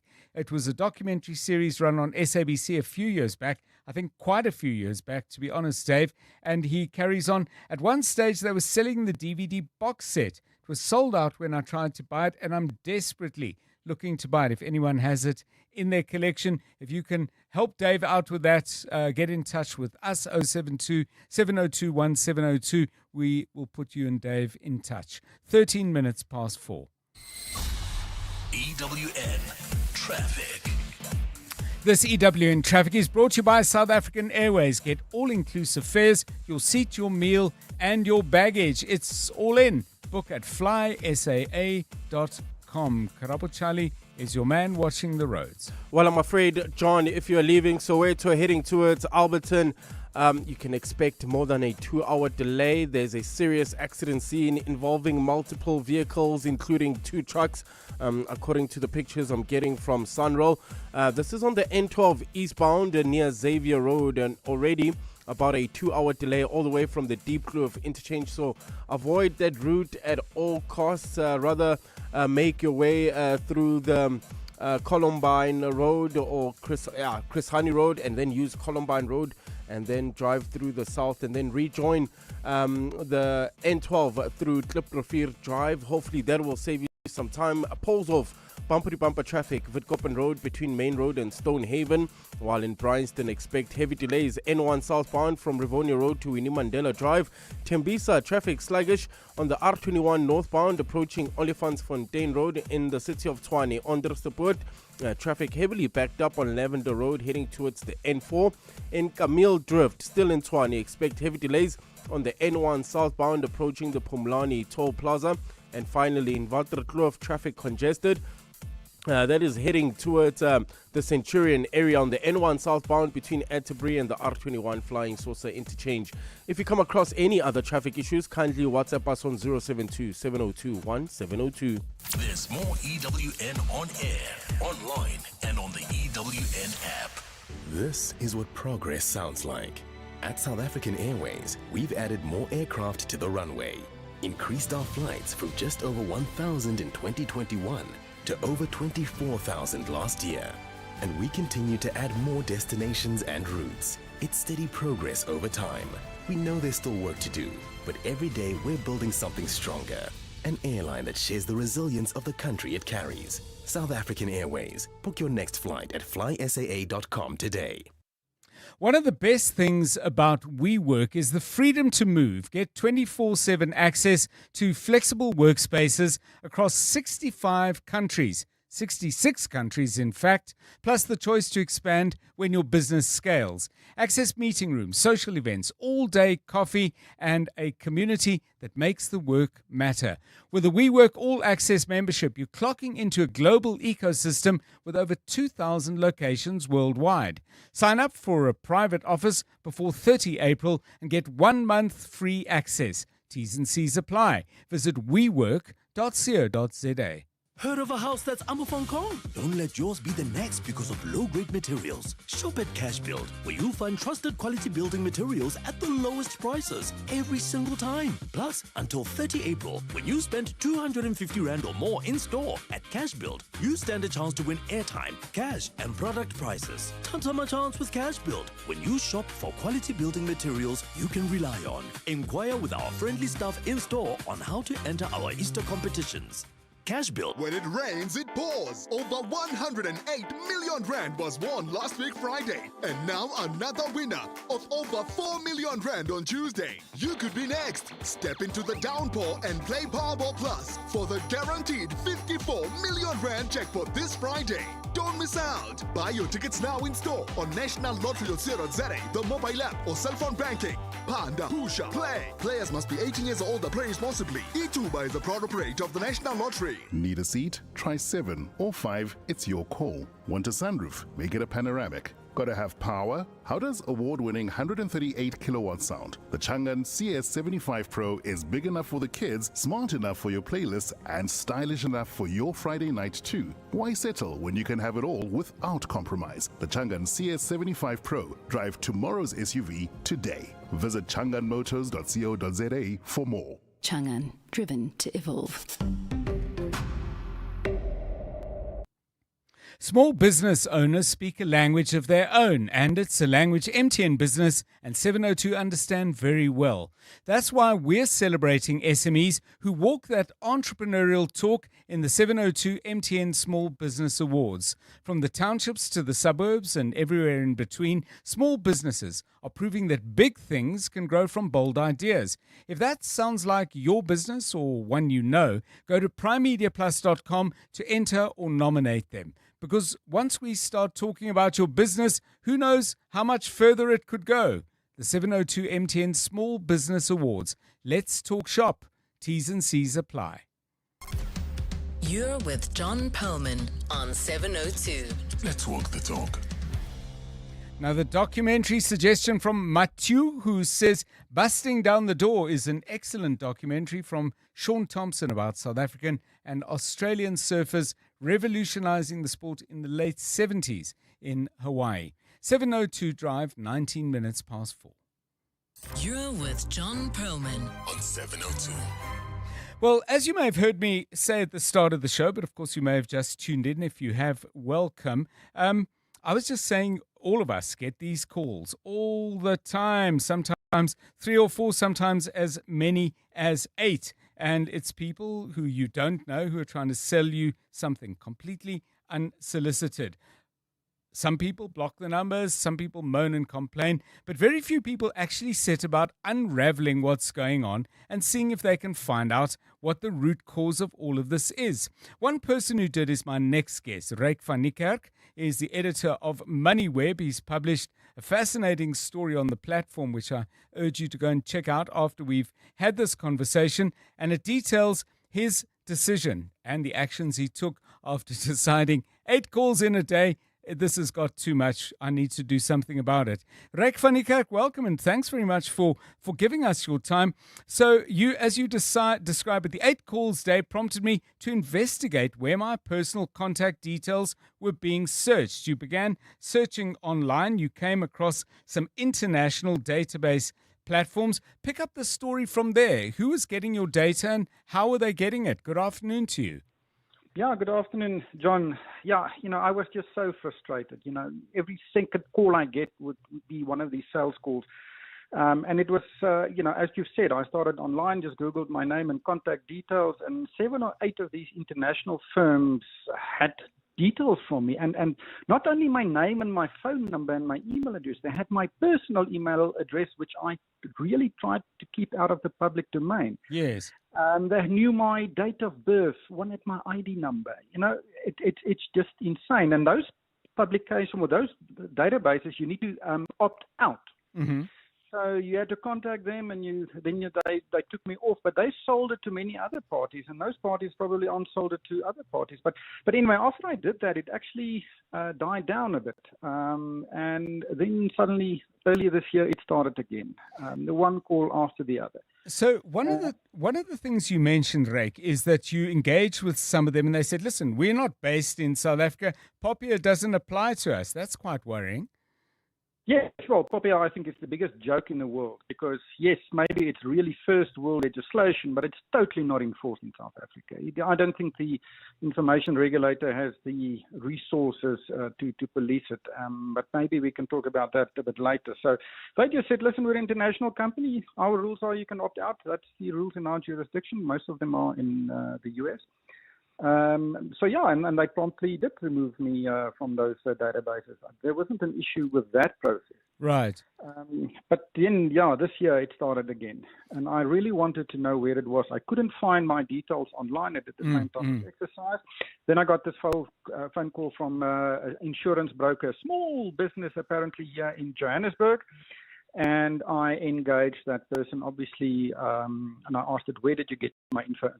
According to the POPIA Act, you need to provide me with the information. The call was terminated. They didn't tell me, the agent, but I managed to find the business through their phone number. And then I had a long interaction with their CEO. And I think it's about the 5th or 6th email interaction we've had where I asked him, listen, where did you get my information? Yes. He gave me that information. It was a small a company, I think it's also Johannesburg based, a database company, and my information was included on their database.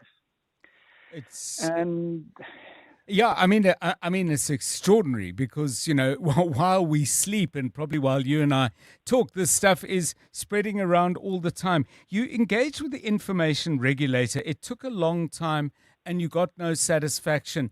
Briefly, if you can, Rake, tell us the details of that engagement, but more crucially, what that for you reveals about the information regulator, because whenever we raise these things, they say, we'll go to the information regulator. Presumably, you've got a pretty good idea now as to whether that's worth doing or not.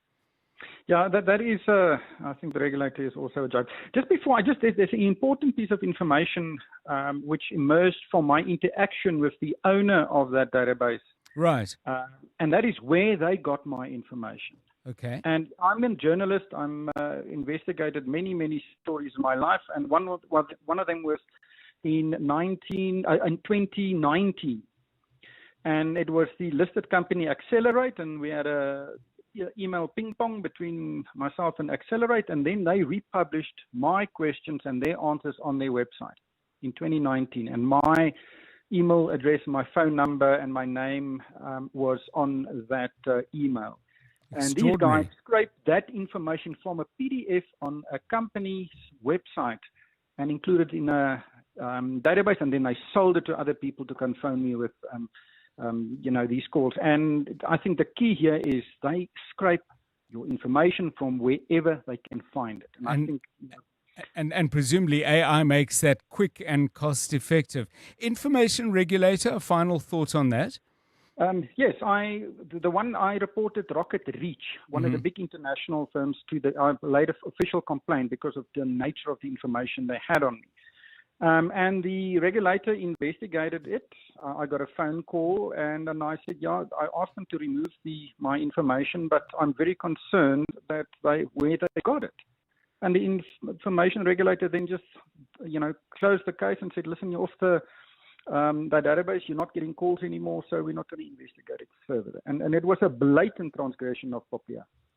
Thank you so much. I mean, there's a lot more to talk about, but do go to MoneyWeb and have a look at editor Rake van Niekerk's piece, because he really has gone to great lengths to answer that question. Sorry, where did you get my number? And what he's found in his digging and trawling is quite intriguing, and I think it's fair to say quite concerning. We thank him for his time. 25 minutes past 4. EWN Traffic. This EWN Traffic is brought to you by South African Airways. See just how far you can go with them. Book at flysaa.com now. Winchester Hills, I'm afraid, not getting any better. Karabo Charlie, your shaking of the head and that rather gloomy look on your face suggests it's jammed. Motorists are going to be there for a while. Traffic at a standstill. That's in Winchester Hills. The N12 eastbound, I'm afraid, closed off to traffic. Approaching Xavier Road due to an accident involving a couple of trucks there, one of them being a garbage truck. So at this stage, I'm looking at about a 2-minute delay all the way from the Deep Kloof interchange. So if you're leaving Soweto heading towards Alberton, what is your situation? What's your experience? Let me know. You can WhatsApp us on 072-702-1702. Send us pictures as well on X at EWN Traffic. Pulls off bumper-to-bumper traffic on Witkoppen Road between Main Road and Stonehaven. In Bryanston, expect heavy delays. N1 South from Rivonia Road to Winnie Mandela Drive. In Camille Drift to Pretoria, expect some delays. N1 South approaching the Pumlani Toll Plaza. And finally, in Waterkloof, traffic is also congested. N1 southbound between Atterbury and the Flying Saucer interchange. I'll have your next Eyewitness News traffic report in a few minutes. There's more EWN on air, online, and on the EWN app. This is what progress sounds like. At South African Airways, we've added more aircraft to the runway, increased our flights from just over 1,000 in 2021 to over 24,000 last year. And we continue to add more destinations and routes. It's steady progress over time. We know there's still work to do, but every day we're building something stronger. An airline that shares the resilience of the country it carries. South African Airways. Book your next flight at flysaa.com today. Think fast. Fast downloads, fast streaming, fast wins. Because whether you're chasing high scores, deadlines, or the next episode, buffering is not part of the plan. That's why your home needs the power of OpenServe Fiber. Fast, reliable Wi-Fi that keeps up with your life. And when you sign up before the end of March, you'll score a free Netflix voucher. Level up your home connection with OpenServe Fiber and feel the difference speed makes. Visit openserve.co.za today. T's and C's apply. Herschel Gibbs here with more than just a crypto ad. Crypto payments are now live on 10Bet. And there's more. Download the app, deposit, and get an extra 5% in cash. The future of betting, faster, safer, and smoother. Play now at 10bet.co.za. 10Bet is a licensed betting operator and supports responsible gambling. No persons under the age of 18 shall be permitted to bet. Betting can be addictive. Winners know when to stop. South African Responsible Gambling Foundation toll-free counselling line 0800 006 008 or WhatsApp help to 076 675 0710. This is what progress sounds like. At South African Airways, we've added more aircraft to the runway, increased our flights from just over 1,000 in 2021 to over 24,000 last year. And we continue to add more destinations and routes. It's steady progress over time. We know there's still work to do, but every day we're building something stronger. An airline that shares the resilience of the country it carries. South African Airways. Book your next flight at flysaa.com today. When you're running a small business, you need someone who speaks your language, who understands when you talk innovation, growth, scaling. Someone like MTN Business and 702. The 702 MTN Small Business Awards, from the townships to the suburbs and everywhere in between. We want to talk about you and your business. Go to primemediaplus.com to enter your business or nominate one you know. Because once we start talking about where you are now, you'll be well on your way to reaching your next. The 702 MTN Small Business Awards. Let's talk shop. T's, C's and more on primemediaplus.com. EWN Business. Stephen Curtis, another rough day. Don't spare us the details. Just tell us the truth, please. Oh, it's going to sound like a Monday, John. Oil prices just been creeping up over the last 24 hours. Not dramatically, but also the uncertainty, the usual story. So all of that having such a big impact. Gold slightly lower, pushing the all share down 1.94, 110,662 points. Financials down over 2%. Industrials down 1.72. Resources down over 2% as well. And in fact, pretty much across the board, you see losses. In the sort of big gainers column, you have Thungela, they're up 4.5%. You have Bidcore up 2.54%, defensive stock. You have Advitech in education, they're up 1%. Nixara up 0.72%, and Glencore as well, with coal and Optasia just up on the day. But otherwise, it's all negative. And I must say, not only mining shares, but one or two interesting groups. So the Foschini group are down 4.5%. Motors, they've been down consistently this week, down 3.64%. We Buy Cars reversing a big part of yesterday's gain, down 3.37%. Even Capitec, Telkom, Boxer and Absa, reliable shares, John, they're all down by over 3%. With Sizwe Platinum reporting today, they expect their headline earnings to be up by around 40% for the 6 months to the end of June last year. And then, John, I know that on the weekends you like nothing better than to get in the car, go to Four Ways and go to the Four Ways Mall and sort of hang out there. Yes? No? I think it's probably a no. Okay, well, you're in the minority. Accelerate Properties reporting they've been able to increase the footfall at Four Ways Mall by 20% in the year to the end of February. Trading density is up by 8.6%, and their vacancy rate this time last year 16%, John. That you're walking through areas that are basically empty. Now it's under 10%. They expect to sort of get that under about 5 or 6% by the end of next year. So big progress there. In the US, would you like to know why market's down, or do you already know the answer? I think you already know the answer. Yes, it's the Middle East conflict. The Dow Jones down 0.97, the Nasdaq down 1.29, and the S&P 500 down 0.92, I'm afraid to say. The gold price, $4,459.65, platinum $1,845.80. Brent crude, $104.09 a barrel. Still waiting, of course, to see what our fuel prices are going to do. And then the rand to the dollar, 17.12 to the euro, 19.74 to the British pound, 22.79. What's the movie tonight in the business world? It's a horror night. Stephen Curtis, EWN Business. Bring your own popcorn, hey?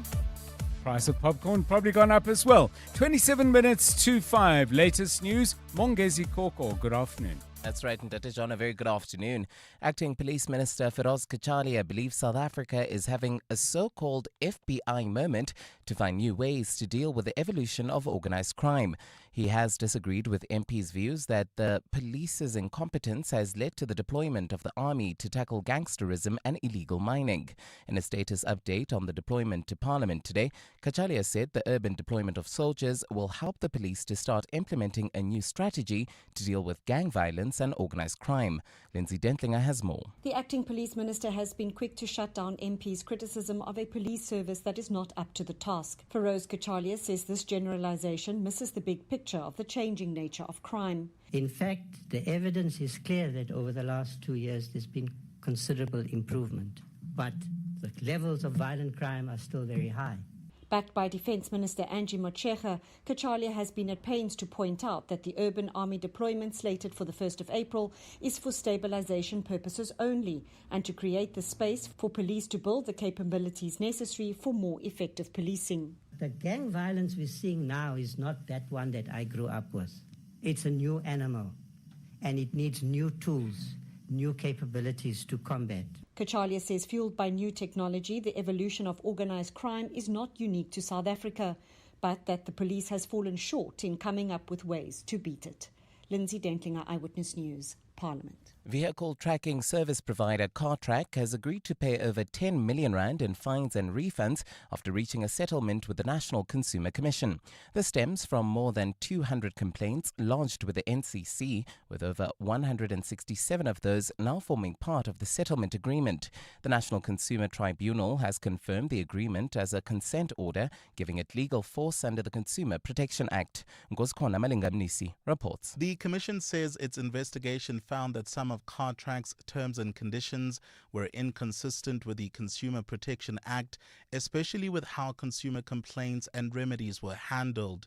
As part of the agreement, Cartrack will pay a 5 million rand administrative fine and refund just over 5.1 million rand to affected consumers. The company has also agreed to cancel relevant contracts without penalties and to amend its terms and conditions to remove any vagueness and ensure alignment with the law. The NCC says the settlement brings to a close a lengthy investigation and will provide redress to consumers who were affected. Consumers who believe their complaints are included in the agreement are being advised to review their contracts and any previous complaints lodged with Cartrack or the NCC. The agreement was reached without any admission of liability by Cartrack, with the company saying it opted to settle to avoid prolonged legal proceedings.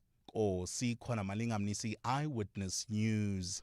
Former apartheid police commander Eugene de Kock has accused former General Isaac Engelbert of attempting or rather tampering with evidence linked to the killing of the Cradock Four. Engelbert has been implicated in the killing of the four but denied direct involvement. De Kock is testifying at the reopened inquest into the Cradock Four murders, where the four activists were abducted and killed in 1985.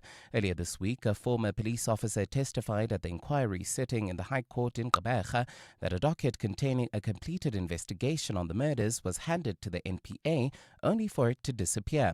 De Kock pointed to Engelbert as the person who may have removed the evidence. There's no reason for him to fly down, except to make sure there's no DNA, no evidence, and if there's any, to remove it. And there is specific examples like that. I was there personally, where he covered up the Stanza Pape case. And Czech police say they are investigating a firebomb attack on a Russian cultural and scientific center in Prague. The Russian Center for Science and Culture opened in 1971 when the country was still part of the USSR. Russia summoned the Czech ambassador in Moscow over the incident and demanded Prague conduct a prompt and competent investigation into the crime. A partly cloudy Saturday in store for Gauteng tomorrow, with afternoon showers and thundershowers expected. Lows of between 15 and 16 degrees and highs of between 27 and 29. Winchester Hills leaving Soweto heading towards Germiston Alberton area. The N12 is closed off to traffic approaching Xavier due to a serious accident. At this stage, traffic is at a standstill. Expect about a 2-hour delay all the way from the Diepkloof interchange and in poles of bumper-to-bumper traffic on Witkoppen Road between Main Road and Stonehaven. The top story in EWN, Acting Police Minister Feroz Kachalia believes South Africa is having a so-called FBI moment to find new ways to deal with the evolution of organized crime. Zandi Finga's Hive promo agency was growing fast, but the paperwork was catching up. What were you up against? Challenges that were slowing down my growth was finding clients as well as organizing the promoter application. But with Yep for online visibility and Zoho to manage her database, she has turned chaos into a well-honeyed hive. Get Yep by Telkom Business from 249 Rand per month and Zoho from only 1,260 Rand annually. Call 10213 or click telkom.co.za. T's and C's apply. Telkom Business. Possible begins here. Calling all wedding planners and venues, restaurants, conference centers, and hotels. Do you need tables and chairs? Home in One has it all. Do you need cutlery, crockery, table linen, and restaurant equipment? Home in One has it all. Do you need tents, gazebos, or umbrellas? Home in One has it all. Affordable prices, the latest trends, with 2 branches in Pretoria and Johannesburg. Shop online at homein1.co.za because we're your #1 choice. Home in One has it all. How's is it, Doff? How's it, Savvy? Why are you sitting in your driveway all by your lonesome, Doff? Selling my car, Sav. I don't trust the internet. I like to wheel and deal my own wheels. That's how you make way more, Sav. Okay, so where's your car now, Doff? Potential buyers took it for a test drive.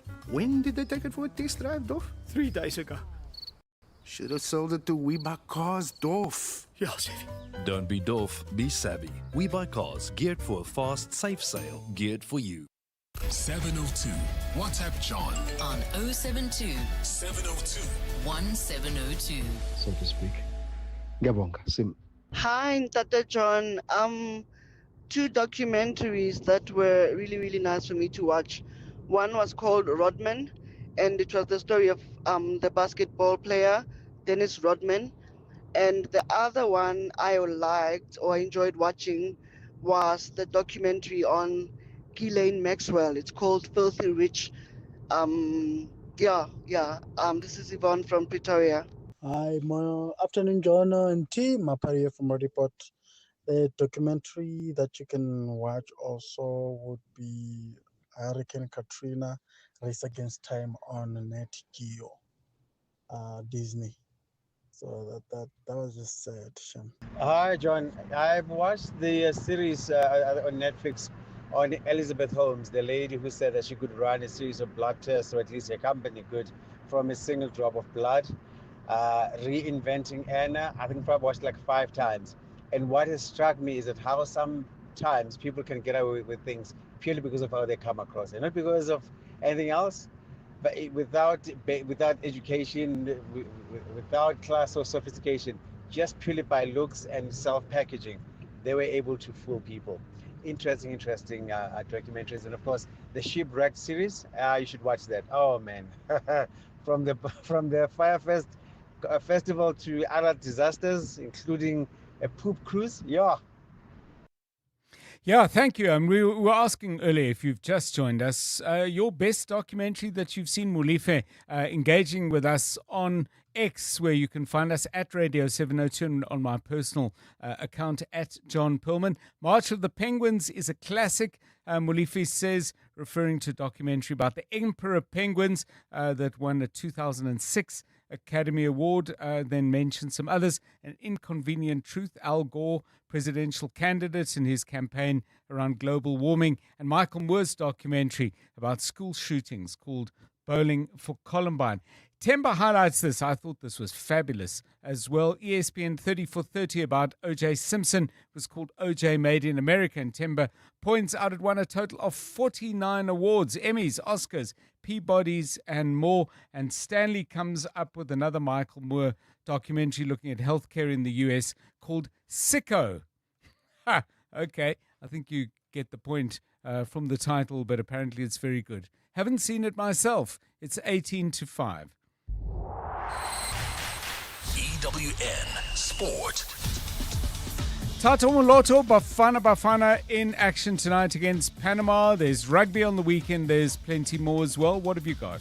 In fact, thank you so much, John. In fact, Durban is where it's at this weekend because Bafana Bafana are at the Moses Mabhida Stadium today. One of 2 friendlies against Panama that they are playing today. As far as Coach Hugo Brosh is concerned, he has said that these 2 friendlies will be very, very crucial as far as the World Cup hopes are concerned. He has discussed how the fans' state sentiment has changed regarding the national team during his 5 years in charge. It was amazing today when we arrived in the airport to see all those people who were there, enthusiastic, singing, dancing, whatever. And then half an hour later you arrive at the hotel and you have the same scene. That means that all those people are still behind us. Even they have been also very disappointed, I think, after AFCON. But they don't forget, and they are not forget what we did the years before. That is important, and we have good and bad moments. And if the good moments are in the majority, it's not a problem. Kickoff is at 7. In rugby, Springbok Gerard Steenkamp will bring up 100 games in the United Rugby Championship when he runs out for the Bulls against Munster at Loftus Versfeld tomorrow. Munster had an embarrassing loss to Sharks last week, but Locke Wiese knows not to underestimate the visitors. Munster, it's obviously a top Irish side. They're a well-coached team. They stay in the fight at Loftus, and definitely it's going to be a massive challenge. I spoke all week about this, that they're going to come out after their loss against the Sharks. For Damian Willemse, the man has played every position in the Stormers' backline, but it's quite hard to recall him ever playing them in this particular jersey that he's going to wear going out to Edinburgh tomorrow. That is jersey number 14. He's on the right wing. Willemse replaces injured Siabelo Sinatla and Warwick Khalan back at fullback together with Leolin Zaz. Tonight, though, Kings Park comes alive as the Sharks hope to close that 6-point gap to get closer to the playoffs contention. Ethan Hooker and Bradley Davis are the only two changes that coach JP Peterson made going into this clash. This game kicks off at 7. Finally, AmaZulu Director of Football Pedro Diaz and assistant coach Simo Dladla will be leaving the club when their contract expires at the end of the season. Tato Moloto, Eyewitness News Sport. EWN Traffic. At 4:45, EWN Traffic is brought to you by Outsurance. SMS out to 45142 now. And you could save on car insurance. If you don't, ask them for 500 Rand. Familiar problems, Karabo Charlie, update please. Yeah, Winchester Hills, I'm afraid that issue will be with us for a while. This is on the N12 eastbound. That highway is closed off to traffic if you are heading towards Xavier. So this is all due to an accident scene. At this stage, traffic at a standstill. Expect about a 2-hour delay all the way from the Deep Kloof interchange. At this stage, rather use Chris Honey Road, Columbine, and make yourself towards Alberton through Pasonia. Hopefully that will save you some time.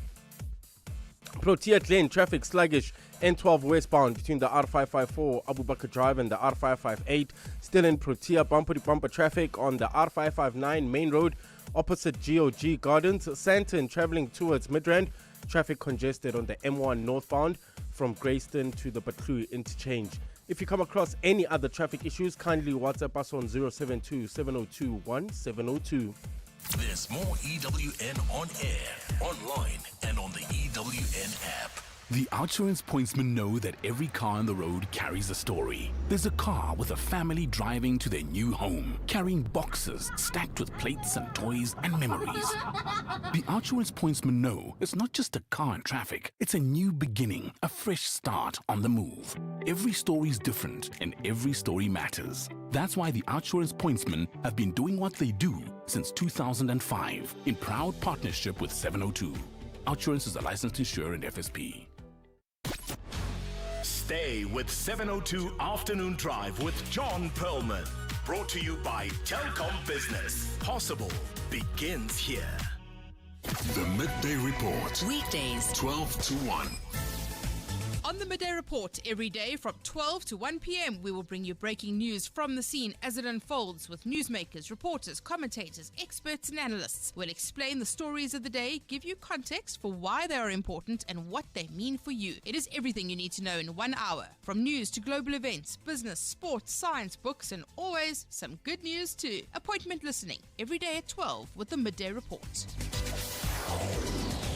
The Midday Report with Mandy Wiener. 12 to 1 on 702. 702. This Sunday, something big is going down. The DP World Lions are in the one-day cup final at the DP World Wanderers Stadium. The match starts at 10 a.m, so it is the perfect day out with friends or family. And tickets are only 50 Rand. Look forward to big hits, big moments, live music, great food, ice-cold drinks, and your shot at 50,000 Rand with a one-handed catch. So, round up your crew, fill the stadium, and back the pride. Sunday, 29 March, 10 a.m, DP World Wanderers Stadium. Hashtag the pride of Josie. This is what progress sounds like. At South African Airways, we've added more aircraft to the runway, increased our flights from just over 1,000 in 2021 to over 24,000 last year. And we continue to add more destinations and routes. It's steady progress over time. We know there's still work to do, but every day we're building something stronger. An airline that shares the resilience of the country it carries. South African Airways. Book your next flight at flysaa.com today. 20% off everything. Get to Dial a Bed today for amazing savings. All our famous brands in all sizes, all less 20%. Shop in-store or online today for your less 20%. Plus, get fast delivery on our best sellers. Dial a Bed. Sleep for life. Offer excludes bases bought separately. You're now listening to 702 Afternoon Drive with John Perlman. Brought to you by Telkom Business. Possible begins here. Drive home with John Perlman On 702, let's walk the talk.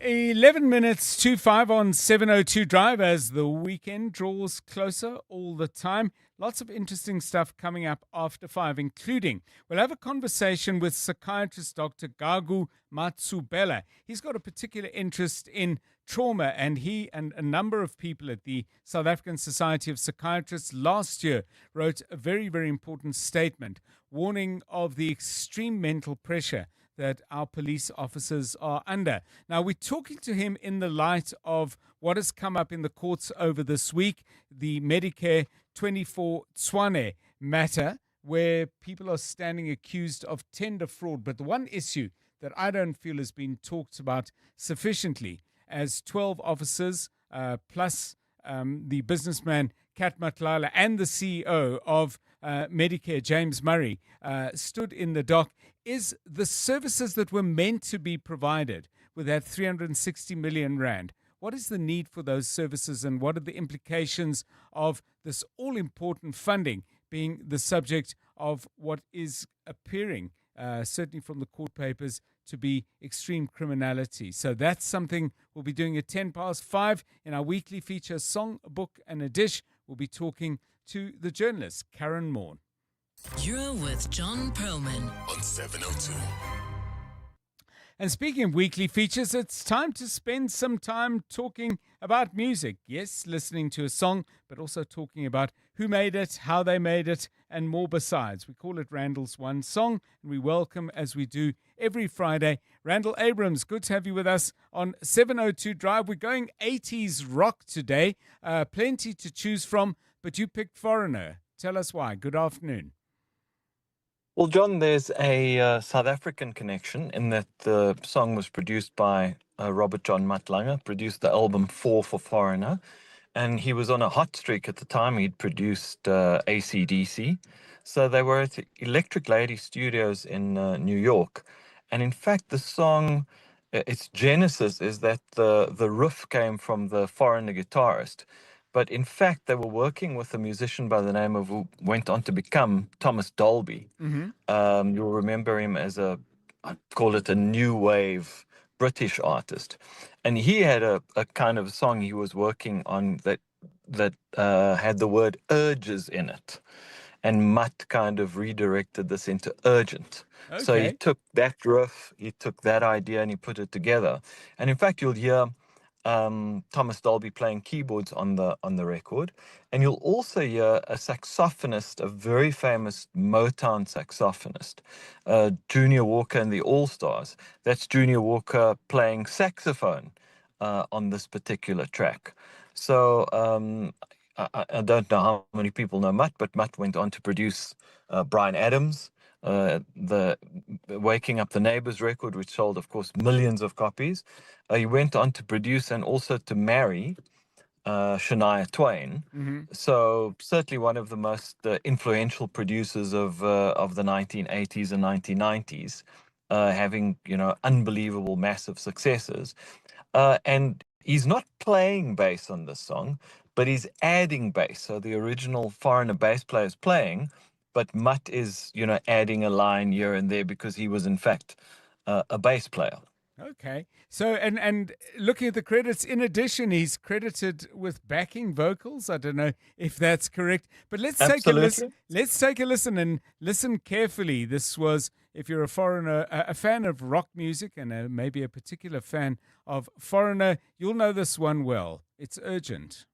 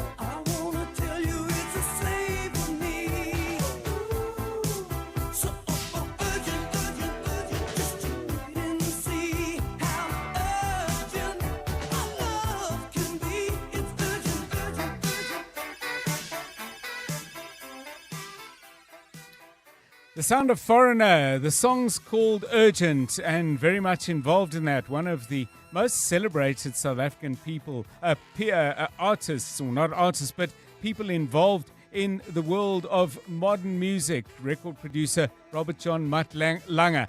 Now, Randall, I mean, I'm just looking at the variety of artists that he's worked with. And, you know, we started off talking about AC/DC, Bryan Adams, Foreigner, you mentioned Shania Twain, but he's worked with Celine Dion, he's worked with The Cause, Maroon 5, Lady Gaga. I mean, it's a great... The Cause, it is a great range of music. I mean, what is particularly special, or is there anything distinctive about Matlanga that you've identified and would like to share?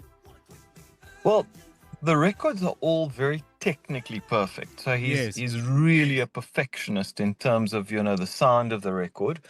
The thing that he did with AC/DC is that, in fact, rather than taking them into a studio, he took them almost into a live recording environment and told them to turn up their instruments as loud as they can, as though they were on stage, which was very, very clever in order to capture that, you know, the magic of AC/DC live, right? That sort of vibe.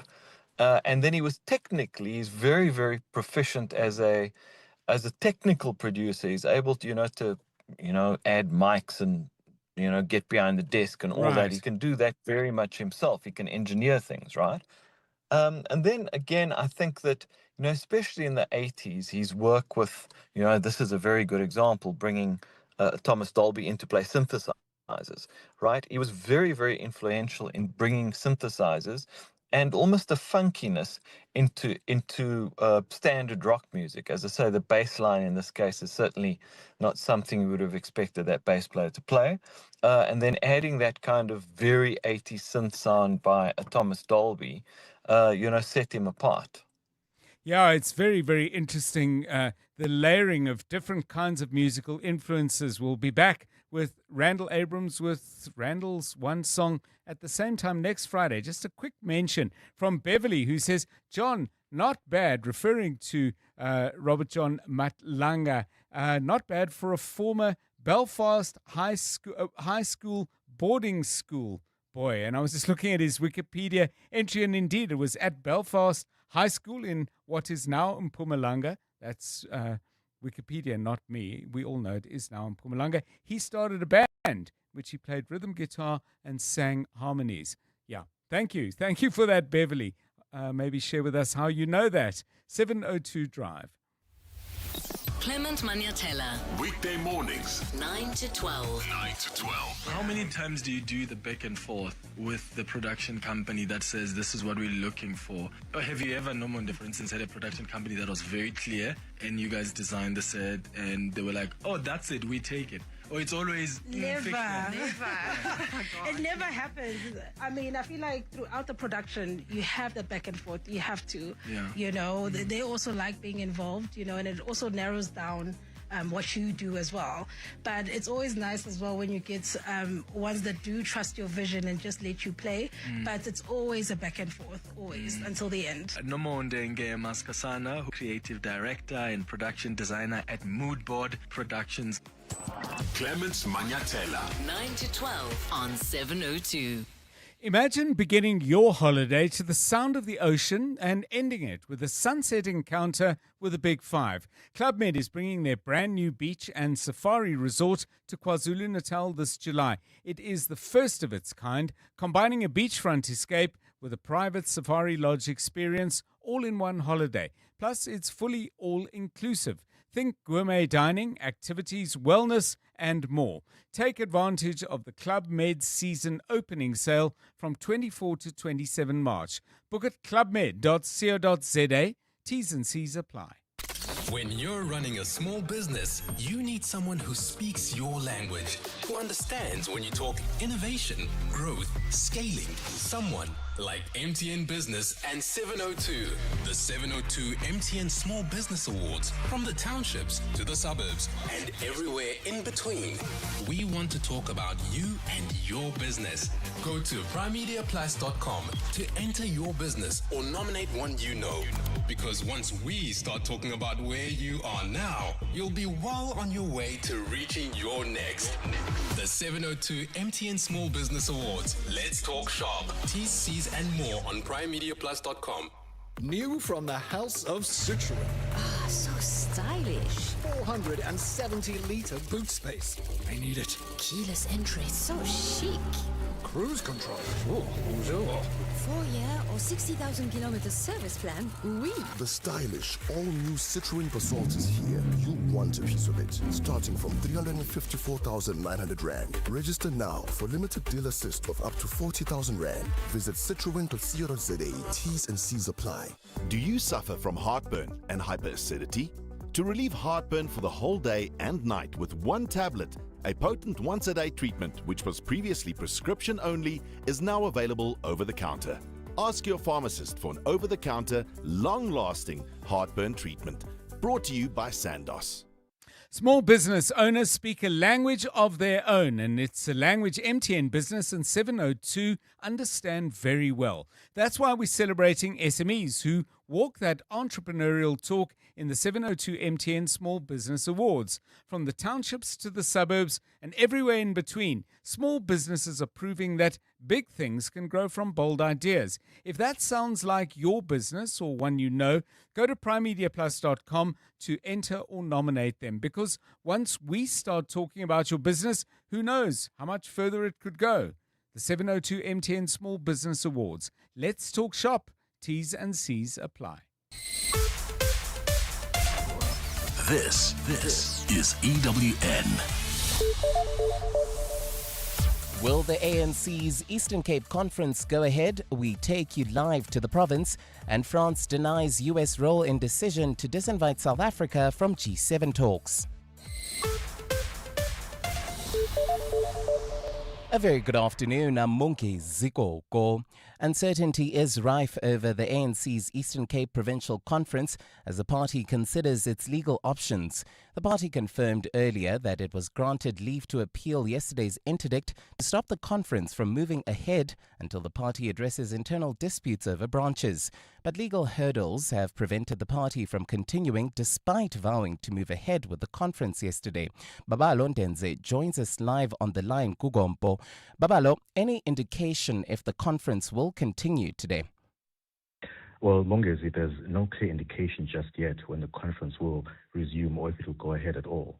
The party held a post-provincial executive committee briefing earlier to inform the media and some of its members and delegates that the party's headquarters and Secretary General Fikile Mbalula had called for a postponement of proceedings pending the appeal and the resolution of these internal disputes.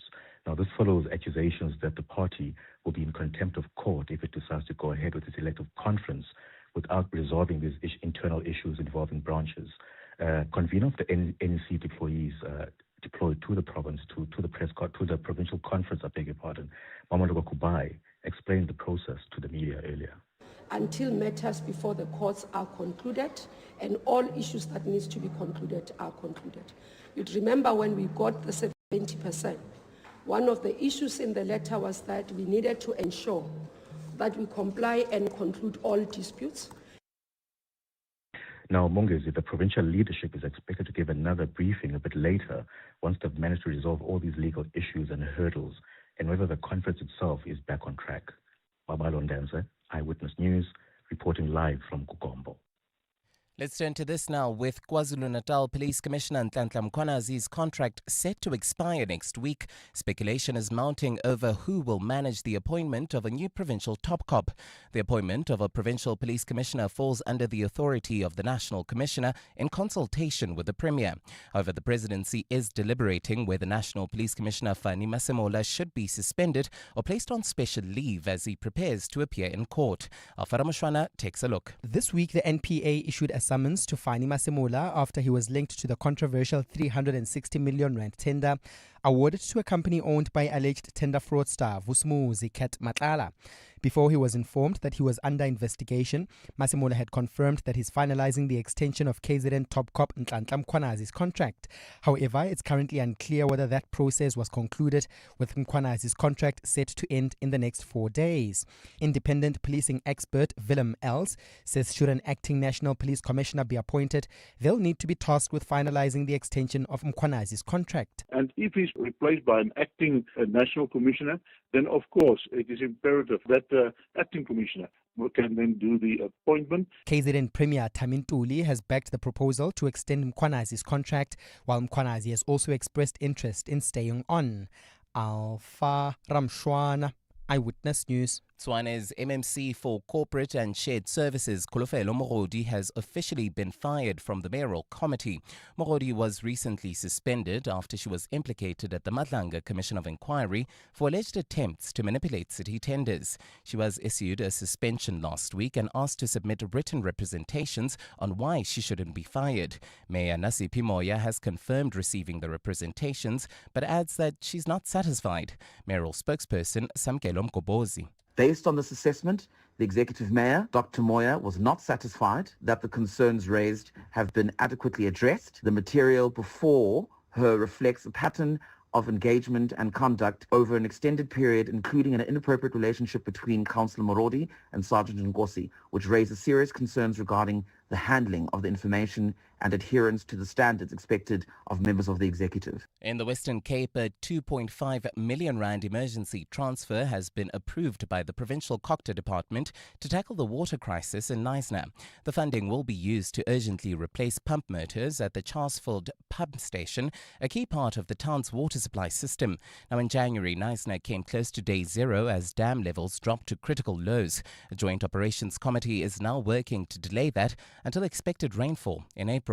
Ngosikhona Malingamnisi reports. The Charsfield pump station plays a crucial role in moving water to the Agarkloof Dam, which when full can supply Knysna for up to 4 months. The department says the municipality must have enough pumping capacity ready when river levels allow water to be drawn. Emergency repairs are expected to be completed next month, improving the town's ability to pump raw water into the dam when river flows permit. Western Cape Local Government MEC Anton Bredell says this intervention is critical to strengthen Knysna's water security. He says urgent action is needed to ensure infrastructure is in place to capture and store available water.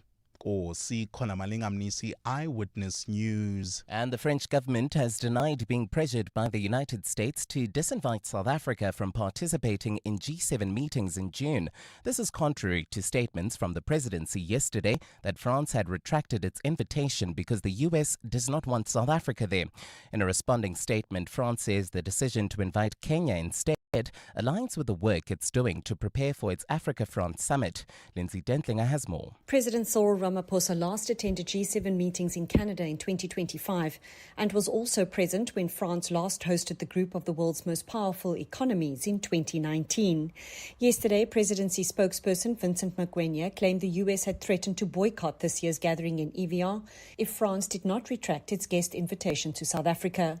But the French Foreign Affairs Minister Jean-Noël Barrot has moved to counter this narrative, saying that by choosing to invite Kenyan President William Ruto instead coincides with preparations for the Africa Forward Summit, due to be held in Nairobi in May. Barrot says France has always relied on South Africa and respects the important role it plays in international affairs. While the presidency said its relationship with France would not be affected by the retraction of the invite to Ramaphosa, the French government says South Africa remains an essential partner of that country on all major global issues. Lindsay Dentlinger, Eyewitness News. Gold is trading at $4,455.70 an ounce. The rand is at 17.13 to the dollar, 22.80 to the pound, 19.74 to the euro. Brent oil is at $108.01 a barrel. Winchester Hills, the N12 eastbound remains closed off to traffic approaching Xavier Road. This is due to an earlier accident. At this stage, expect a more than an hour delay all the way from the Deep Kloof interchange, Tembisa, slow-moving traffic.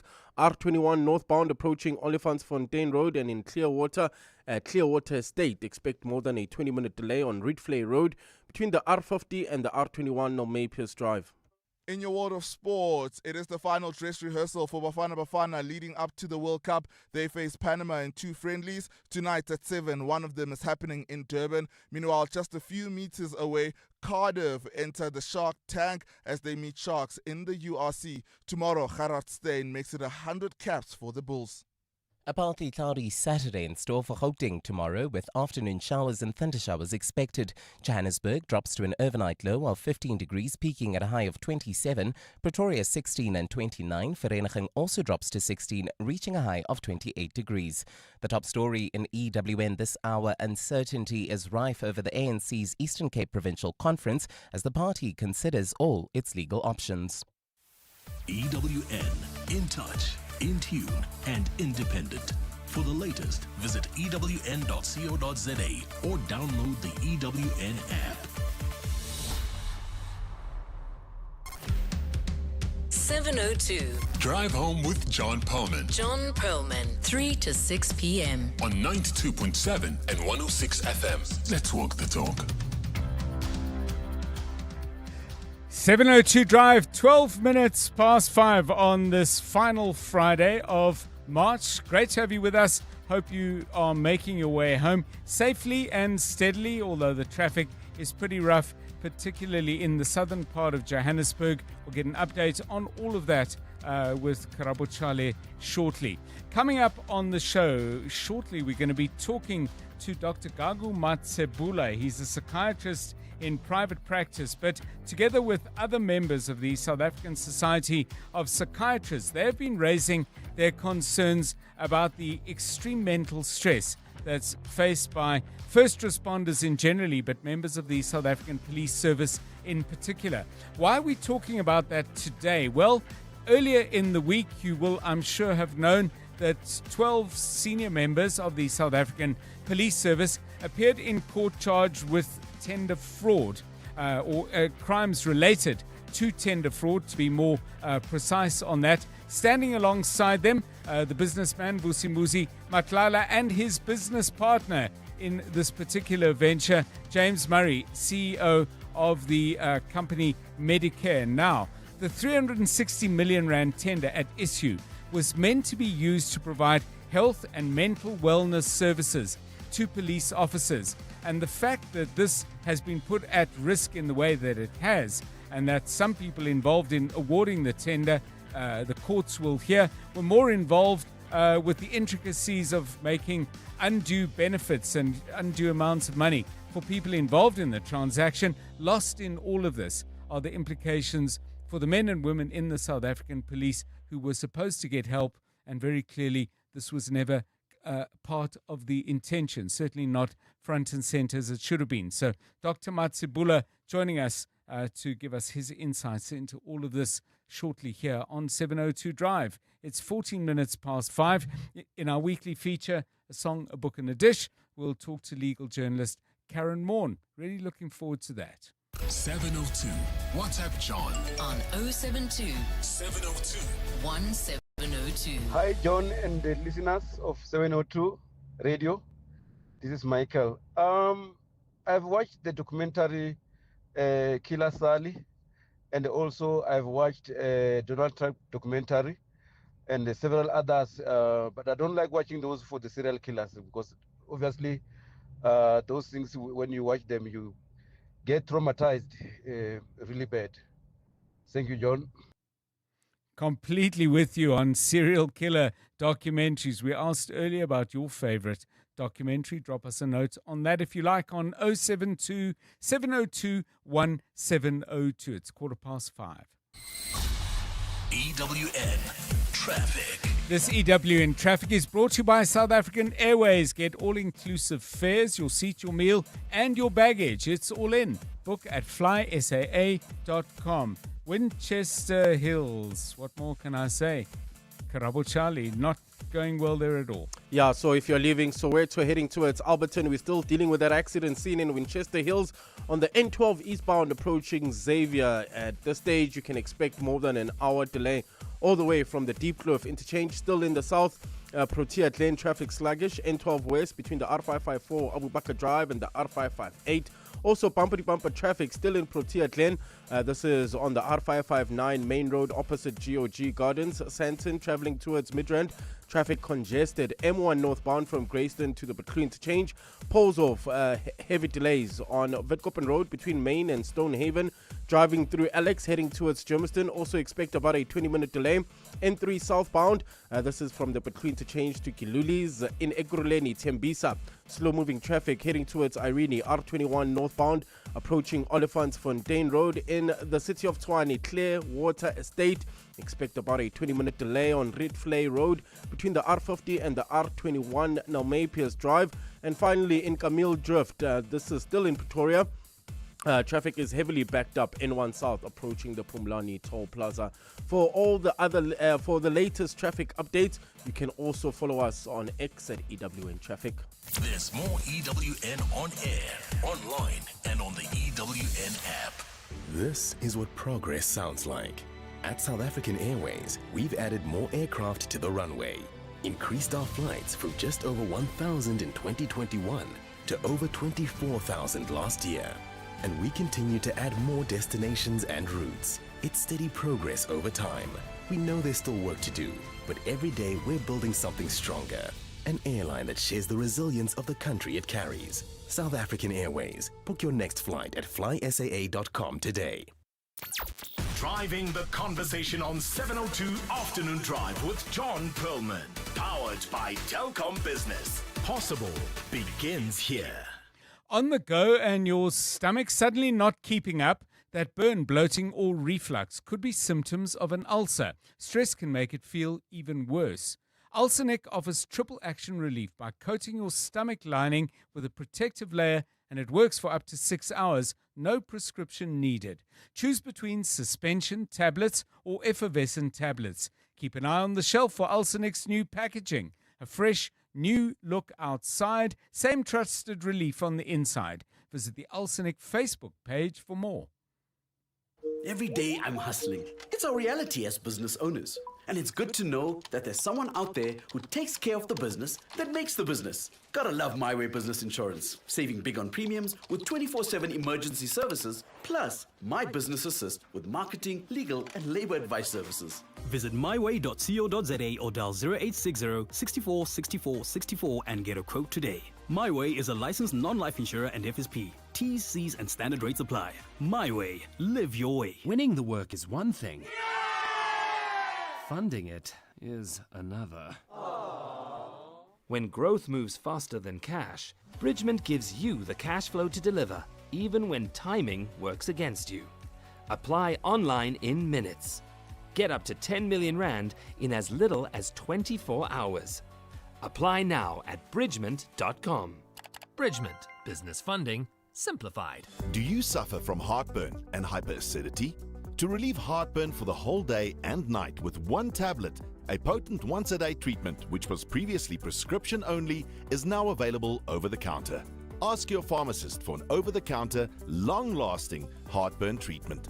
Brought to you by Sandoz. When you're running a small business, you need someone who speaks your language, who understands when you talk innovation, growth, scaling. Someone like MTN Business and 702. The 702 MTN Small Business Awards, from the townships to the suburbs and everywhere in between. We want to talk about you and your business. Go to primemediaplus.com to enter your business or nominate one you know. Because once we start talking about where you are now, you'll be well on your way to reaching your next. The 702 MTN Small Business Awards. Let's talk shop. T's, C's and more on primemediaplus.com. You're with John Perlman on 702. Let's walk the talk. 20 minutes past 5. Let's look then at the need for mental health and general health services amongst the members of the South African Police Services. As I mentioned earlier, a 360 million rand contract and tender fraud alleged to have taken place around that. Very much front and center in our courts today. Very much in the background is are the people who are meant to benefit from that area of spending by the South African Police Services. What are the implications? What are the needs? And What are the potential consequences? Dr. Gagu Matubule is a psychiatrist in private practice. He has a strong interest in trauma, and together with other members of the South African Society of Psychiatrists, they've been sounding the alarm bells on this particular problem. Dr. Matubule, welcome and thanks very much for giving us your time. It would seem that by any measure, the mental health facilities offered to members of the SAPS are completely inadequate. A bungled tender for 360 million rand presumably is not going to help in any way. Good afternoon, John. Thank you for having me.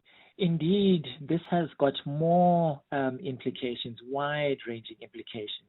Medical implications in terms of the declining mental health that we see happening amongst members of the SAPS. There are legal implications in that when the SAPS officials are unable to do their jobs efficiently, justice as well is not served. And then lastly, there's a moral principle here as well, in that if we can't take care of our caregivers, how are the caregivers going to take care of us, John? Excuse me, just looking at numbers, this is from an interview you gave on News 24 to Apiwe Kamko. The numbers are staggering. SAPS employs 621 health and wellness employees to service 187,000 members. That's never, ever going to work. Is the solution to hire more people, though, or is some kind of outsourcing justified, even if this particular attempt at outsourcing, if that ever existed, is mired in controversy? Where does the solution lie? So the solution lies definitely in the two options that you spoke of. Mm-hmm. We would then add training as well, definitely for members that are in management, so there's a better understanding of what mental health is and how mental ill health presents. And then definitely there should be debriefing sessions for the members of the SAPS. And this is adequate. I mean, this is very important in that SAPS officials are unique. Yes. They have a repeated exposure to stressful situations, high-risk situations, and this places them at high risk of developing illnesses like depression or anxiety or PTSD or even burnout. So yes, we need way more mental health care workers. We need training for management. We need confidential, independent referral pathways. And lastly, but most importantly, there must be what we call roster hygiene, where there is a predictable work schedule, right, which includes risk, as well as rotating between high and low trauma settings, John. Last November, I think it was, the South African Society of Psychiatrists made a very public set of comments around this issue. Do you get the sense, though, that the South African Police Service is listening? Did anyone, for example, contact you guys and say, hey, listen, you appear to have thought about this. Do you have some ideas? Let's talk. Indeed. So quite a number of colleagues did mention that they did notice that some of the members of SAPS were reaching out. Right. Unfortunately, stigma remains quite an issue in that there's a fear that if the SAPS official engages a mental health care practitioner, they will be deemed weak, which is most unfortunate. And then there is a fear that they may lose their job. That's the first big thing they raised. The second one was there's this reluctance to engage because there's a fear that there is no confidentiality, as well as the SAPS officials speaking about how they're expected to be able to fix themselves, which is unfortunate, John, because if we speak about, say, illness of the lungs, yes, we don't think about, weakness. If there's an illness of your heart, for argument's sake, we don't think about weakness. But if we talk about an organ as critical as the brain, which is just as susceptible as any other organ to develop an illness, then we start throwing weakness and stigma at it. Thank you so much. So much more to talk about then, and we will, but glad to get the conversation going with my guest, Dr. Gagu Matubule, psychiatrist in private practice and alongside other members of the South African Society of Psychiatrists, sounding the alarm as to the way our police officers are being treated, not helped by the evidence and the information that's been emerging at the Madlanga Commission. Commission and in the courts as well. It's shameful, really. 25 minutes past 5. EWN Traffic. EWN Traffic is brought to you by Outsurance. SMS out to 45142 now, and you could save on car insurance. If you don't, ask them for 500 Rand. Latest from the roads, please. Karabo Charlie. Yeah, Winchester Hills remains a problem. We're still dealing with that accident scene involving a couple of trucks. That's on the N12 eastbound approaching Xavier. So at this stage, if you're leaving Soweto heading towards Alberton, you can expect more than an hour delay all the way from the Deep Kloof interchange. Still in the south, Protea Glen, traffic sluggish N12 westbound between the R554 Abu Bakr Drive and the R558. Protea Glen also bumper-to-bumper traffic on the R559 main road opposite GOG Gardens, while in Tembisa, traffic sluggish on the R21 northbound approaching Olifantsfontein Road, and in Clearwater Estate, that's in Tshwane, there's about a 20-minute delay on Reedflay Road between the R50 and the R21 Nalmepius Drive. If you come across any other traffic issues, kindly WhatsApp us on 072-702-1702. There's more EWN on air, online, and on the EWN app. You know that feeling when the cashier tells you the item is on sale? That's how good it feels to see the Outsurance pointsmen on your route. Everyone breathes a little easier knowing the Outsurance pointsmen are on the roads. They've been easing the traffic congestion so everyone gets where they need to be quickly and safely for the past 20 years. With Outsurance, you always get something out. In proud partnership with 702, show them some love online using #PointsmenLove, licensed insurer and FSP. 702 afternoons with Relebohile Maboja, 1 to 3 p.m. Please tell me about your motherhood journey and how you've navigated the public life versus being a mom to your kids. And do they understand who Nkanka is, the brand, versus Mama? I think they only understood when they were like a bit older. But as babies, they would see when we go to the malls, people asking for pictures, and they would just give that look of kwenzakalani. But as they get older, they get to understand that, oh, okay, our mom is actually famous. 702 afternoons with Relebohile Maboja. Let's walk the talk. The Audi Open House sales event is now on until the 30th of April. It's the biggest Audi sales event of the year. Get to your closest Audi dealership and you can test drive a wide range of Audi models, explore exclusive limited time offers, and stand a chance to win an Audi Formula One experience. If you've been waiting for the right time to experience Audi, this is it. Visit audi.co.za for more or to book your test drive. Terms and conditions apply. Managing your workforce shouldn't be complicated.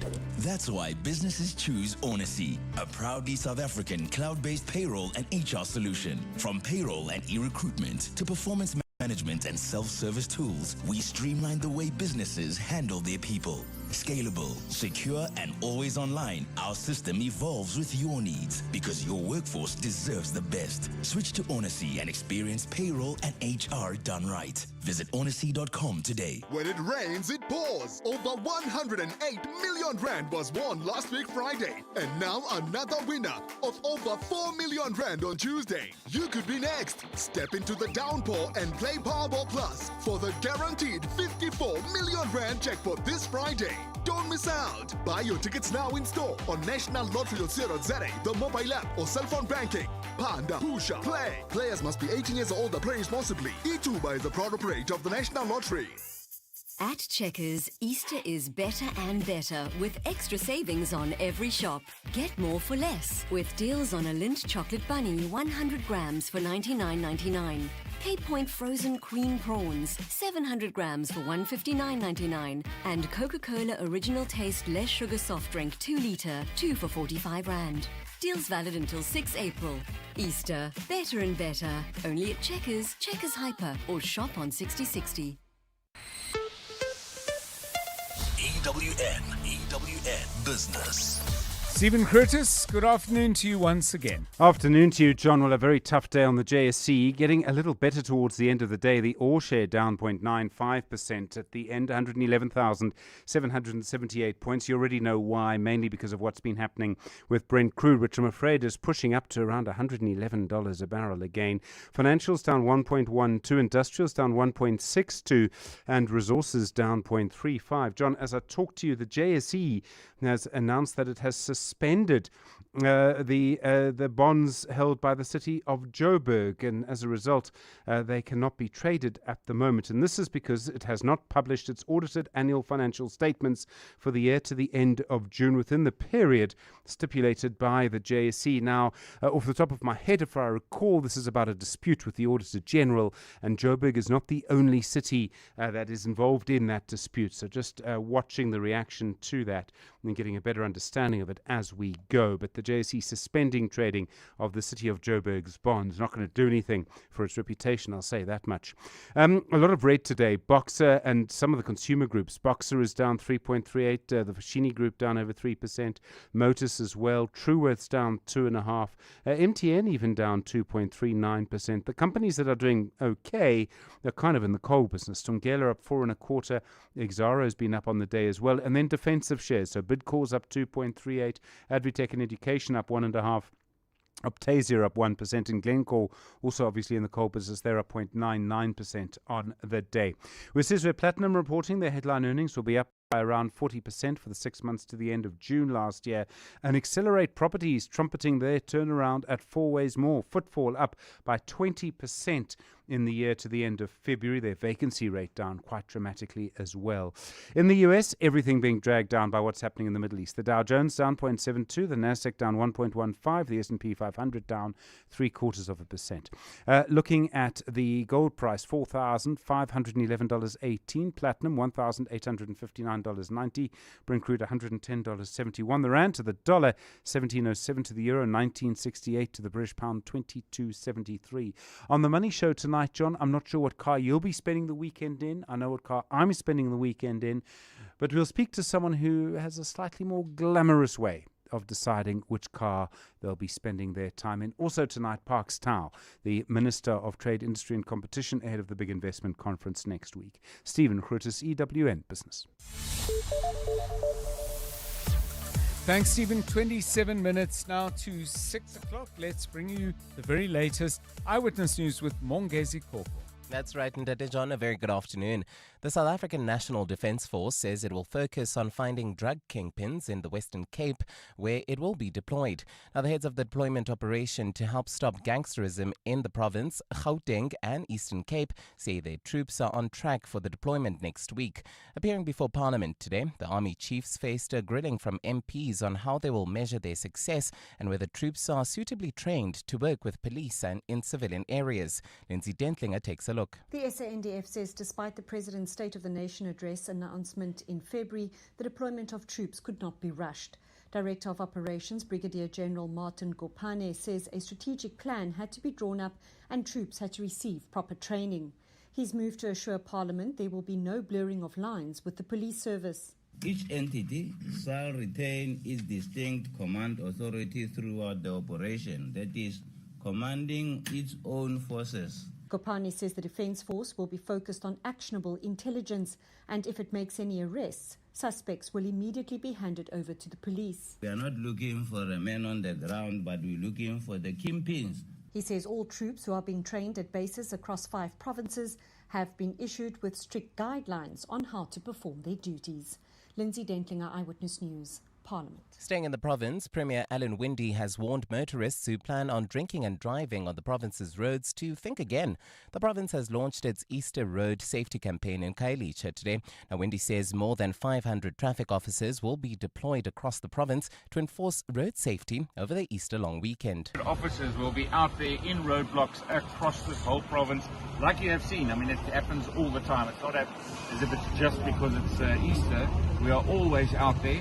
Winde adds that hotspot areas will receive extra attention. The reason that we are here is because it's a hotspot, so we must make sure that the deployment happens at the hotspot. So, I mean, we must make sure that we have police, traffic officials law enforcement officials at the high-risk time. And Czech police say they are investigating a firebomb attack on a Russian cultural and scientific center in Prague. The Russian Center for Science and Culture opened in 1971 when the country was part of the USSR. Russia summoned the Czech ambassador in Moscow over the incident and demanded Prague conduct a prompt and competent investigation into the crime. A partly cloudy Saturday in store for Gauteng tomorrow, with afternoon showers and thundershowers expected. Expect lows of between 15 and 16 degrees and highs of between 27 and 29. Winchester Hills, we're still dealing with that accident scene. N12 eastbound approaching Xavier, causing more than an hour delay all the way from the Deep Kloof interchange. Four ways, bumper-to-bumper traffic on Winnie Mandela Drive between the N1 and Broad Acres. Top story in EWN. The South African National Defence Force says it will focus on finding drug kingpins in the Western Cape, where it will be deployed. Africa Milani. Weekday mornings, 4 to 6. I went into the police station last week to get a certification on my documents, and boom, there was Senzo Mchunu's portrait hanging from the wall, and I went like, kindly, can you tell me what is happening here? Why is he still up there? And believe you me, poor policemen could not answer me. They just said, ma'am, we don't know. He is still the police minister. Feroz Kachalia is an acting police minister. He remains your police minister, I'm afraid. Thank you for nothing. Africa Milani. 4 to 6 on 702. With Outsurance, saving on your car insurance feels like finding the last parking spot at the mall. 45-year-old Jason saves an unbelievable 520 Rand on his 2025 Hyundai i10. Get a quote now, and if Outsurance can't save you money, ask for 500 Rand or 1,500 if you've been claim-free and with the same insurer for 3 years.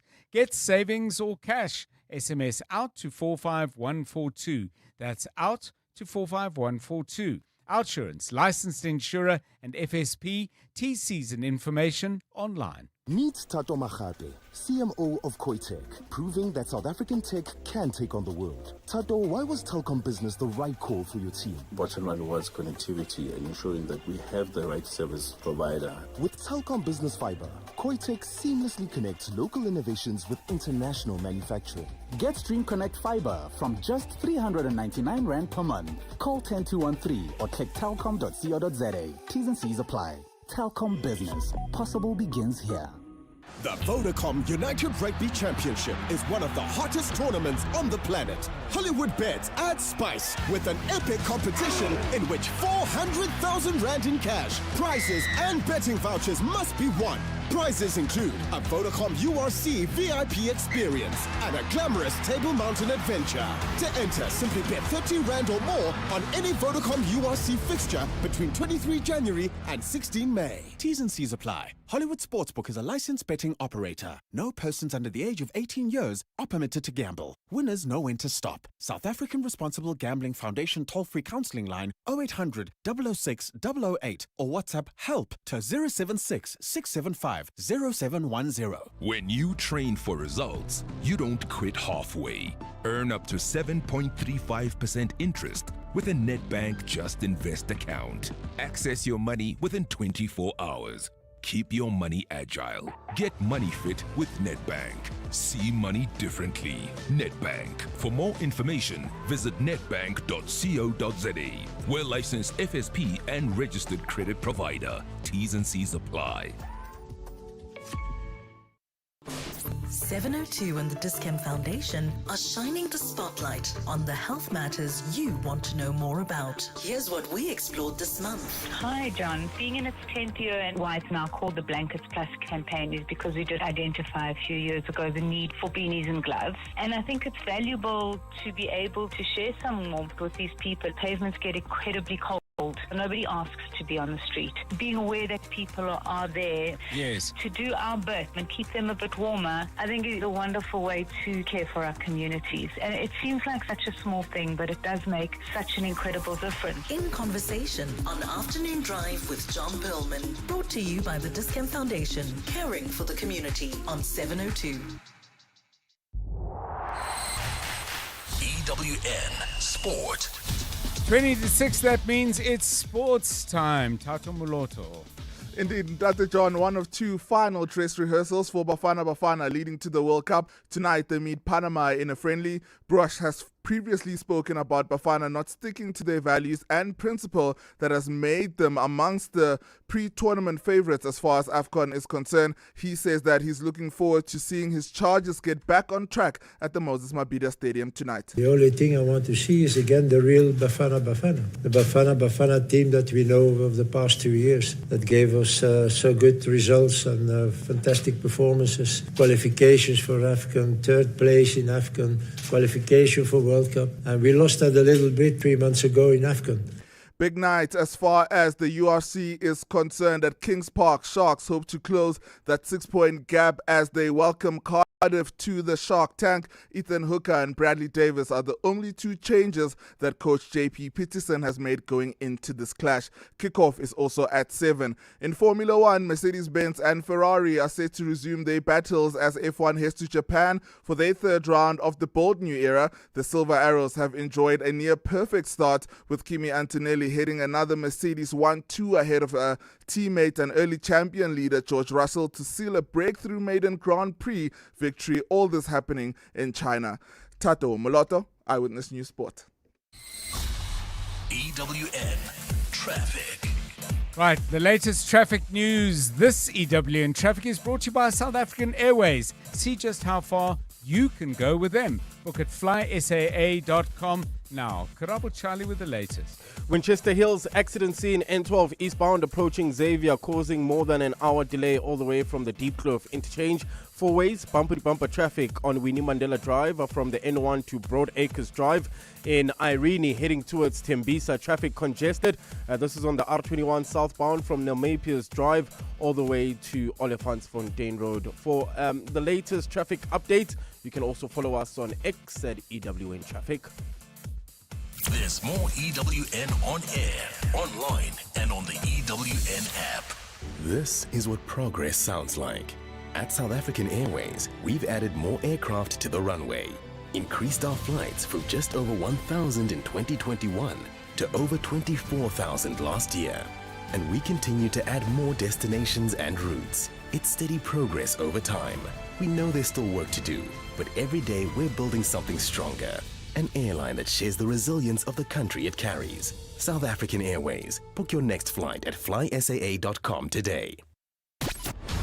Stay with 702 Afternoon Drive with John Perlman. Brought to you by Telkom Business. Possible begins here. 702 Afternoons with Relebogile Maboja, 1 to 3 p.m. Please tell me about your motherhood journey and how you've navigated the public life versus being a mom to your kids. And do they understand who Nkanka is the brand versus Mama? I think they only understood when they were like a bit older.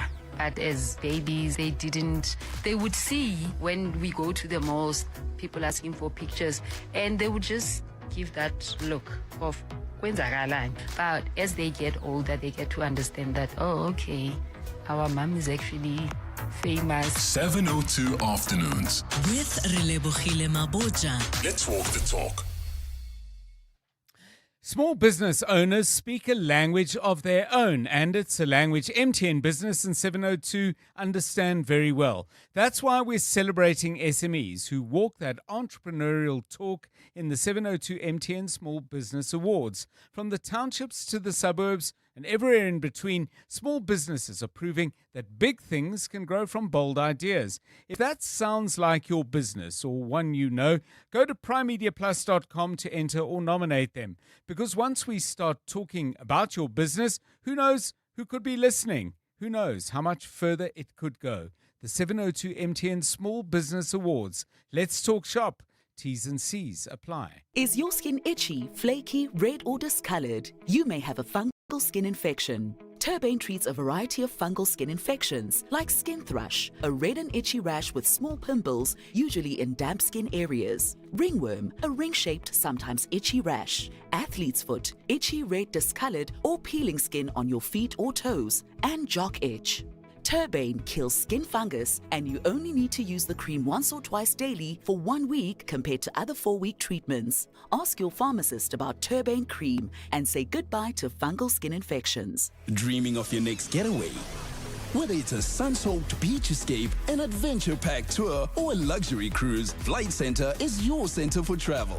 We make travel easy, affordable, and stress-free. Plus, you can enjoy exclusive traveler perks with our frequent flighty rewards program. Flight Centre's got you covered. Visit your nearest Flight Centre store or online at flightcentre.co.za. Flight Centre, your center for travel.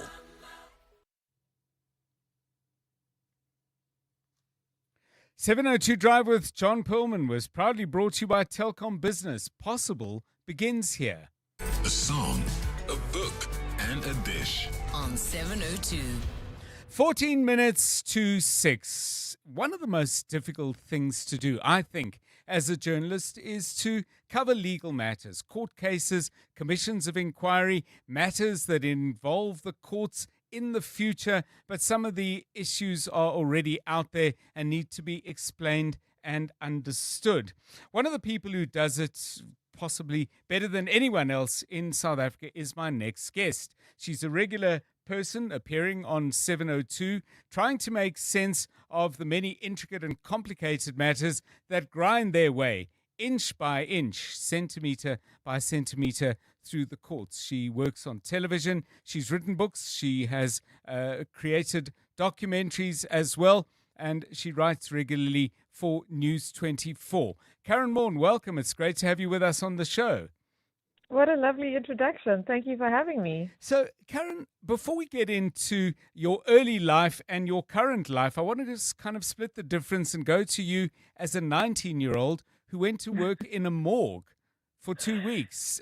Tell us why and what came out of that. Well, I was basically terrified of dying. Yes. And part of my approach was, I think it's a natural inherent response of a journalist, was to think, well, if I expose myself to death for a prolonged period of time, maybe I won't feel like that anymore. And what I did, I ended up writing about it. I was very young, and I used every opportunity I could to become a journalist and to involve myself in situations that I wasn't necessarily exposed to. And I had a remarkable experience, because you really realize that, not to be morbid, but death is the ultimate equalizer. Yes. And it's something that happens to all of us, and something that if we are to lead our lives in a fruitful way, we have to come to terms with, because fear of death will literally inhibit us from actually living the purpose that our lives are here for. It's quite a decision to take at the age of 19. Let's go a little further back then. You're growing up in Cape Town, Rustenburg Girls Junior and High School. Your dad is involved in the world of cosmetics and pharmaceutical products. Your mom involved in HR. What are you learning as you're growing up from from your parents? Well, my parents really had a marked set of challenges when it came to me. I mean, I was born brain damaged, mild brain damage, because I was a forceps birth. And so those remedial difficulties became apparent when I was about 6 years old, because they put me on a trampoline and I was just like, the hell is this? Yes. And, it was discovered that I had certain deficiencies with coordination. To this day, I drive an automatic car, can't manage a manual. I can't catch a ball to save my life, except memorably once at a Scripture Union camp, and that was completely by accident. So my parents had a lot to deal with. And, at one stage, I think they were asked, would you consider putting her into kind of a remedial environment because she might not cope with the so-called quote-unquote mainstream school. Right. And my parents were amazing, because they basically just my mom took me to the library every day, and my brain compensated massively in the direction of language. And I just embraced books. I became so passionate about reading and communication. And I think my parents' attitude to that, and also to the fact that I was diagnosed with type 1 diabetes when I was 4.5 years old, my parents have always never, made me feel like I had any deficiency. They always focused on what I could do and encouraged me to just love and be passionate about what I loved and was passionate about. And I think that really shaped my life, because, other parents may be confronted with those set of challenges, may live in a sort of spirit of fear about their life. But my parents never did that, and they always encouraged me to go out and do whatever I needed to do, including letting me go to a Brazilian prison to go and interview drug mules. So I mean, I am the person I am because of my parents. And you mentioned going to the library regularly, so you've clearly read lots of books, but the one you've chosen as a favorite is all the way back in terms of its publication, 1952.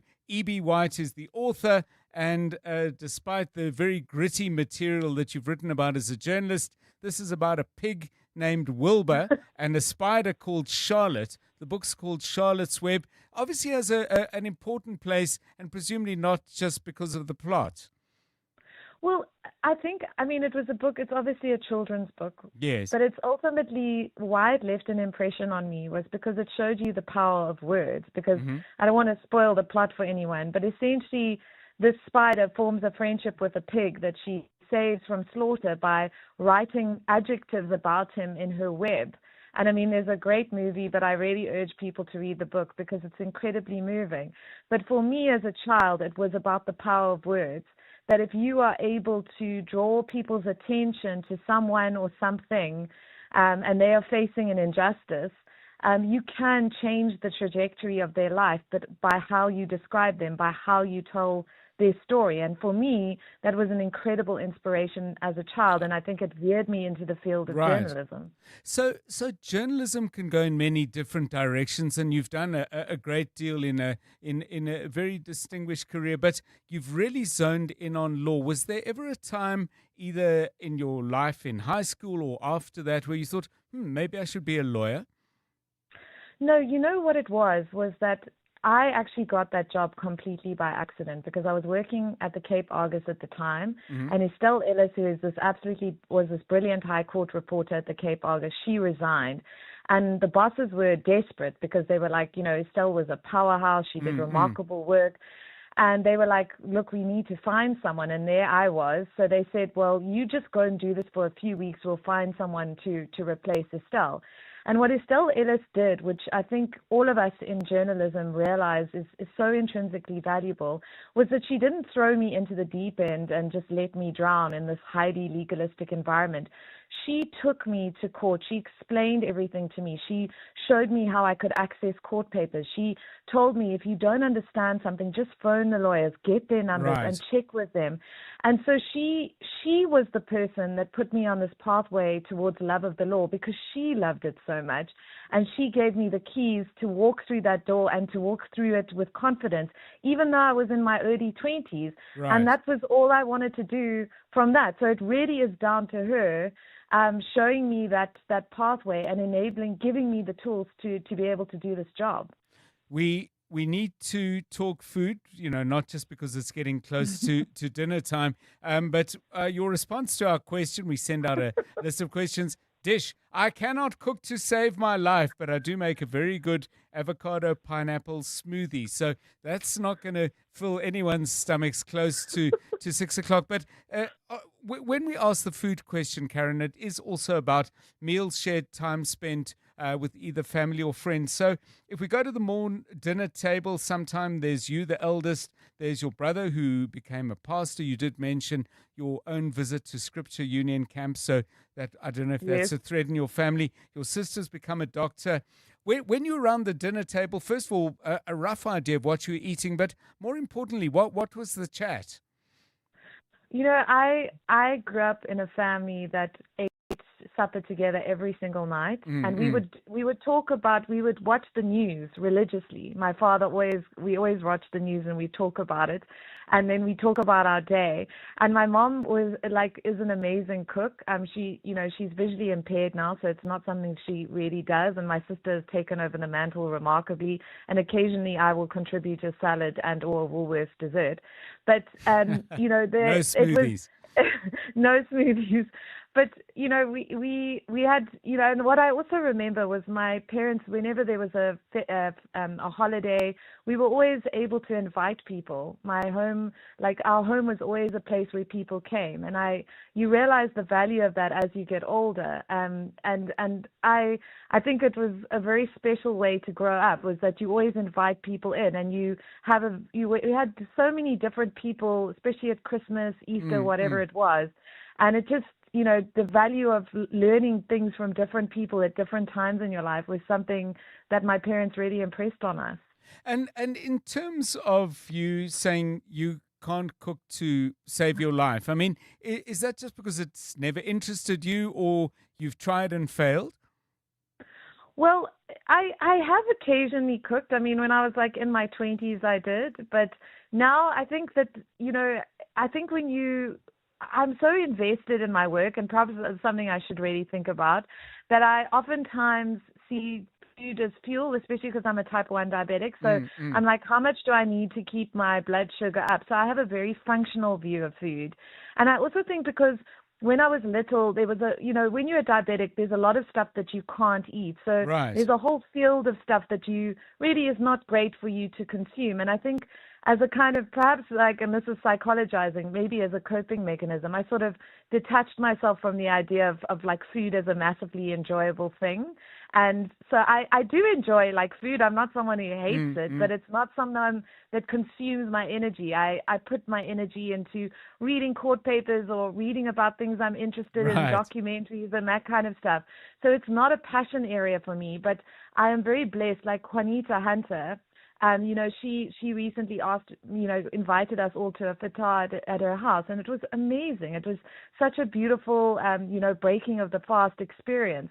And so I really value those kind of experiences where I get to engage with my friends in moments that are outside of my cultural frame of reference and really just connect that way. And I think that's where food is, and the enjoyment of food is so valuable. Well, you have a love of music. We're going to finish up with your song. You've chosen Amifaku, SANDF musician, Into Ingawe.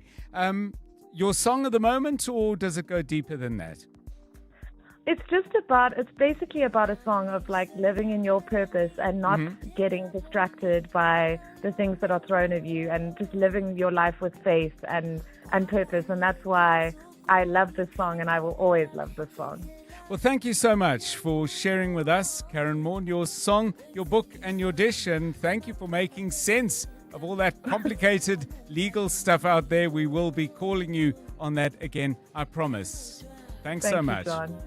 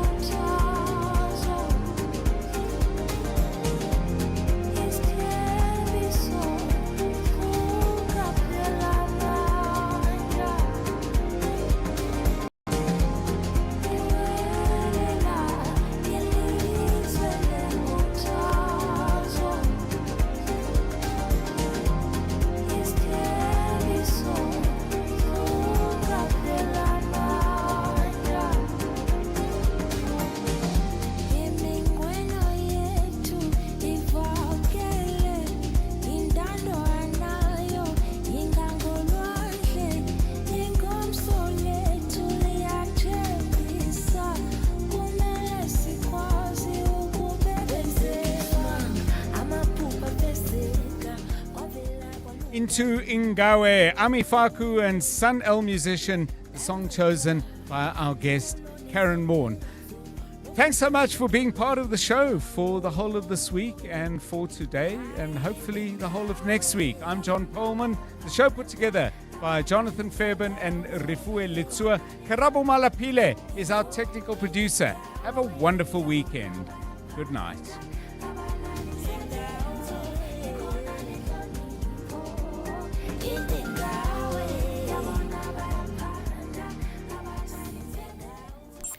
And now, The Money Show. With Stephen Grootes, live on 92.7 and 106 FM. Streaming on the Prime Media Plus app. And DSTV channel 856.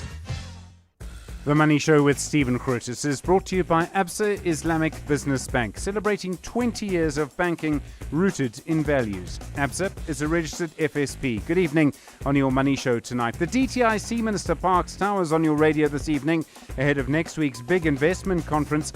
How do we make sure that you will feel the impact of the pledges that are due?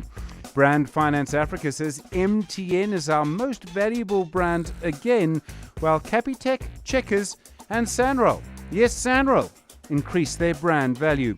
Also this evening, what kind of car are you going to spend your weekend in? All of that to come, but first, the very latest Eyewitness News. Good evening, I'm Maki Malapo. The Competition Commission is warning businesses against fuel price gouging as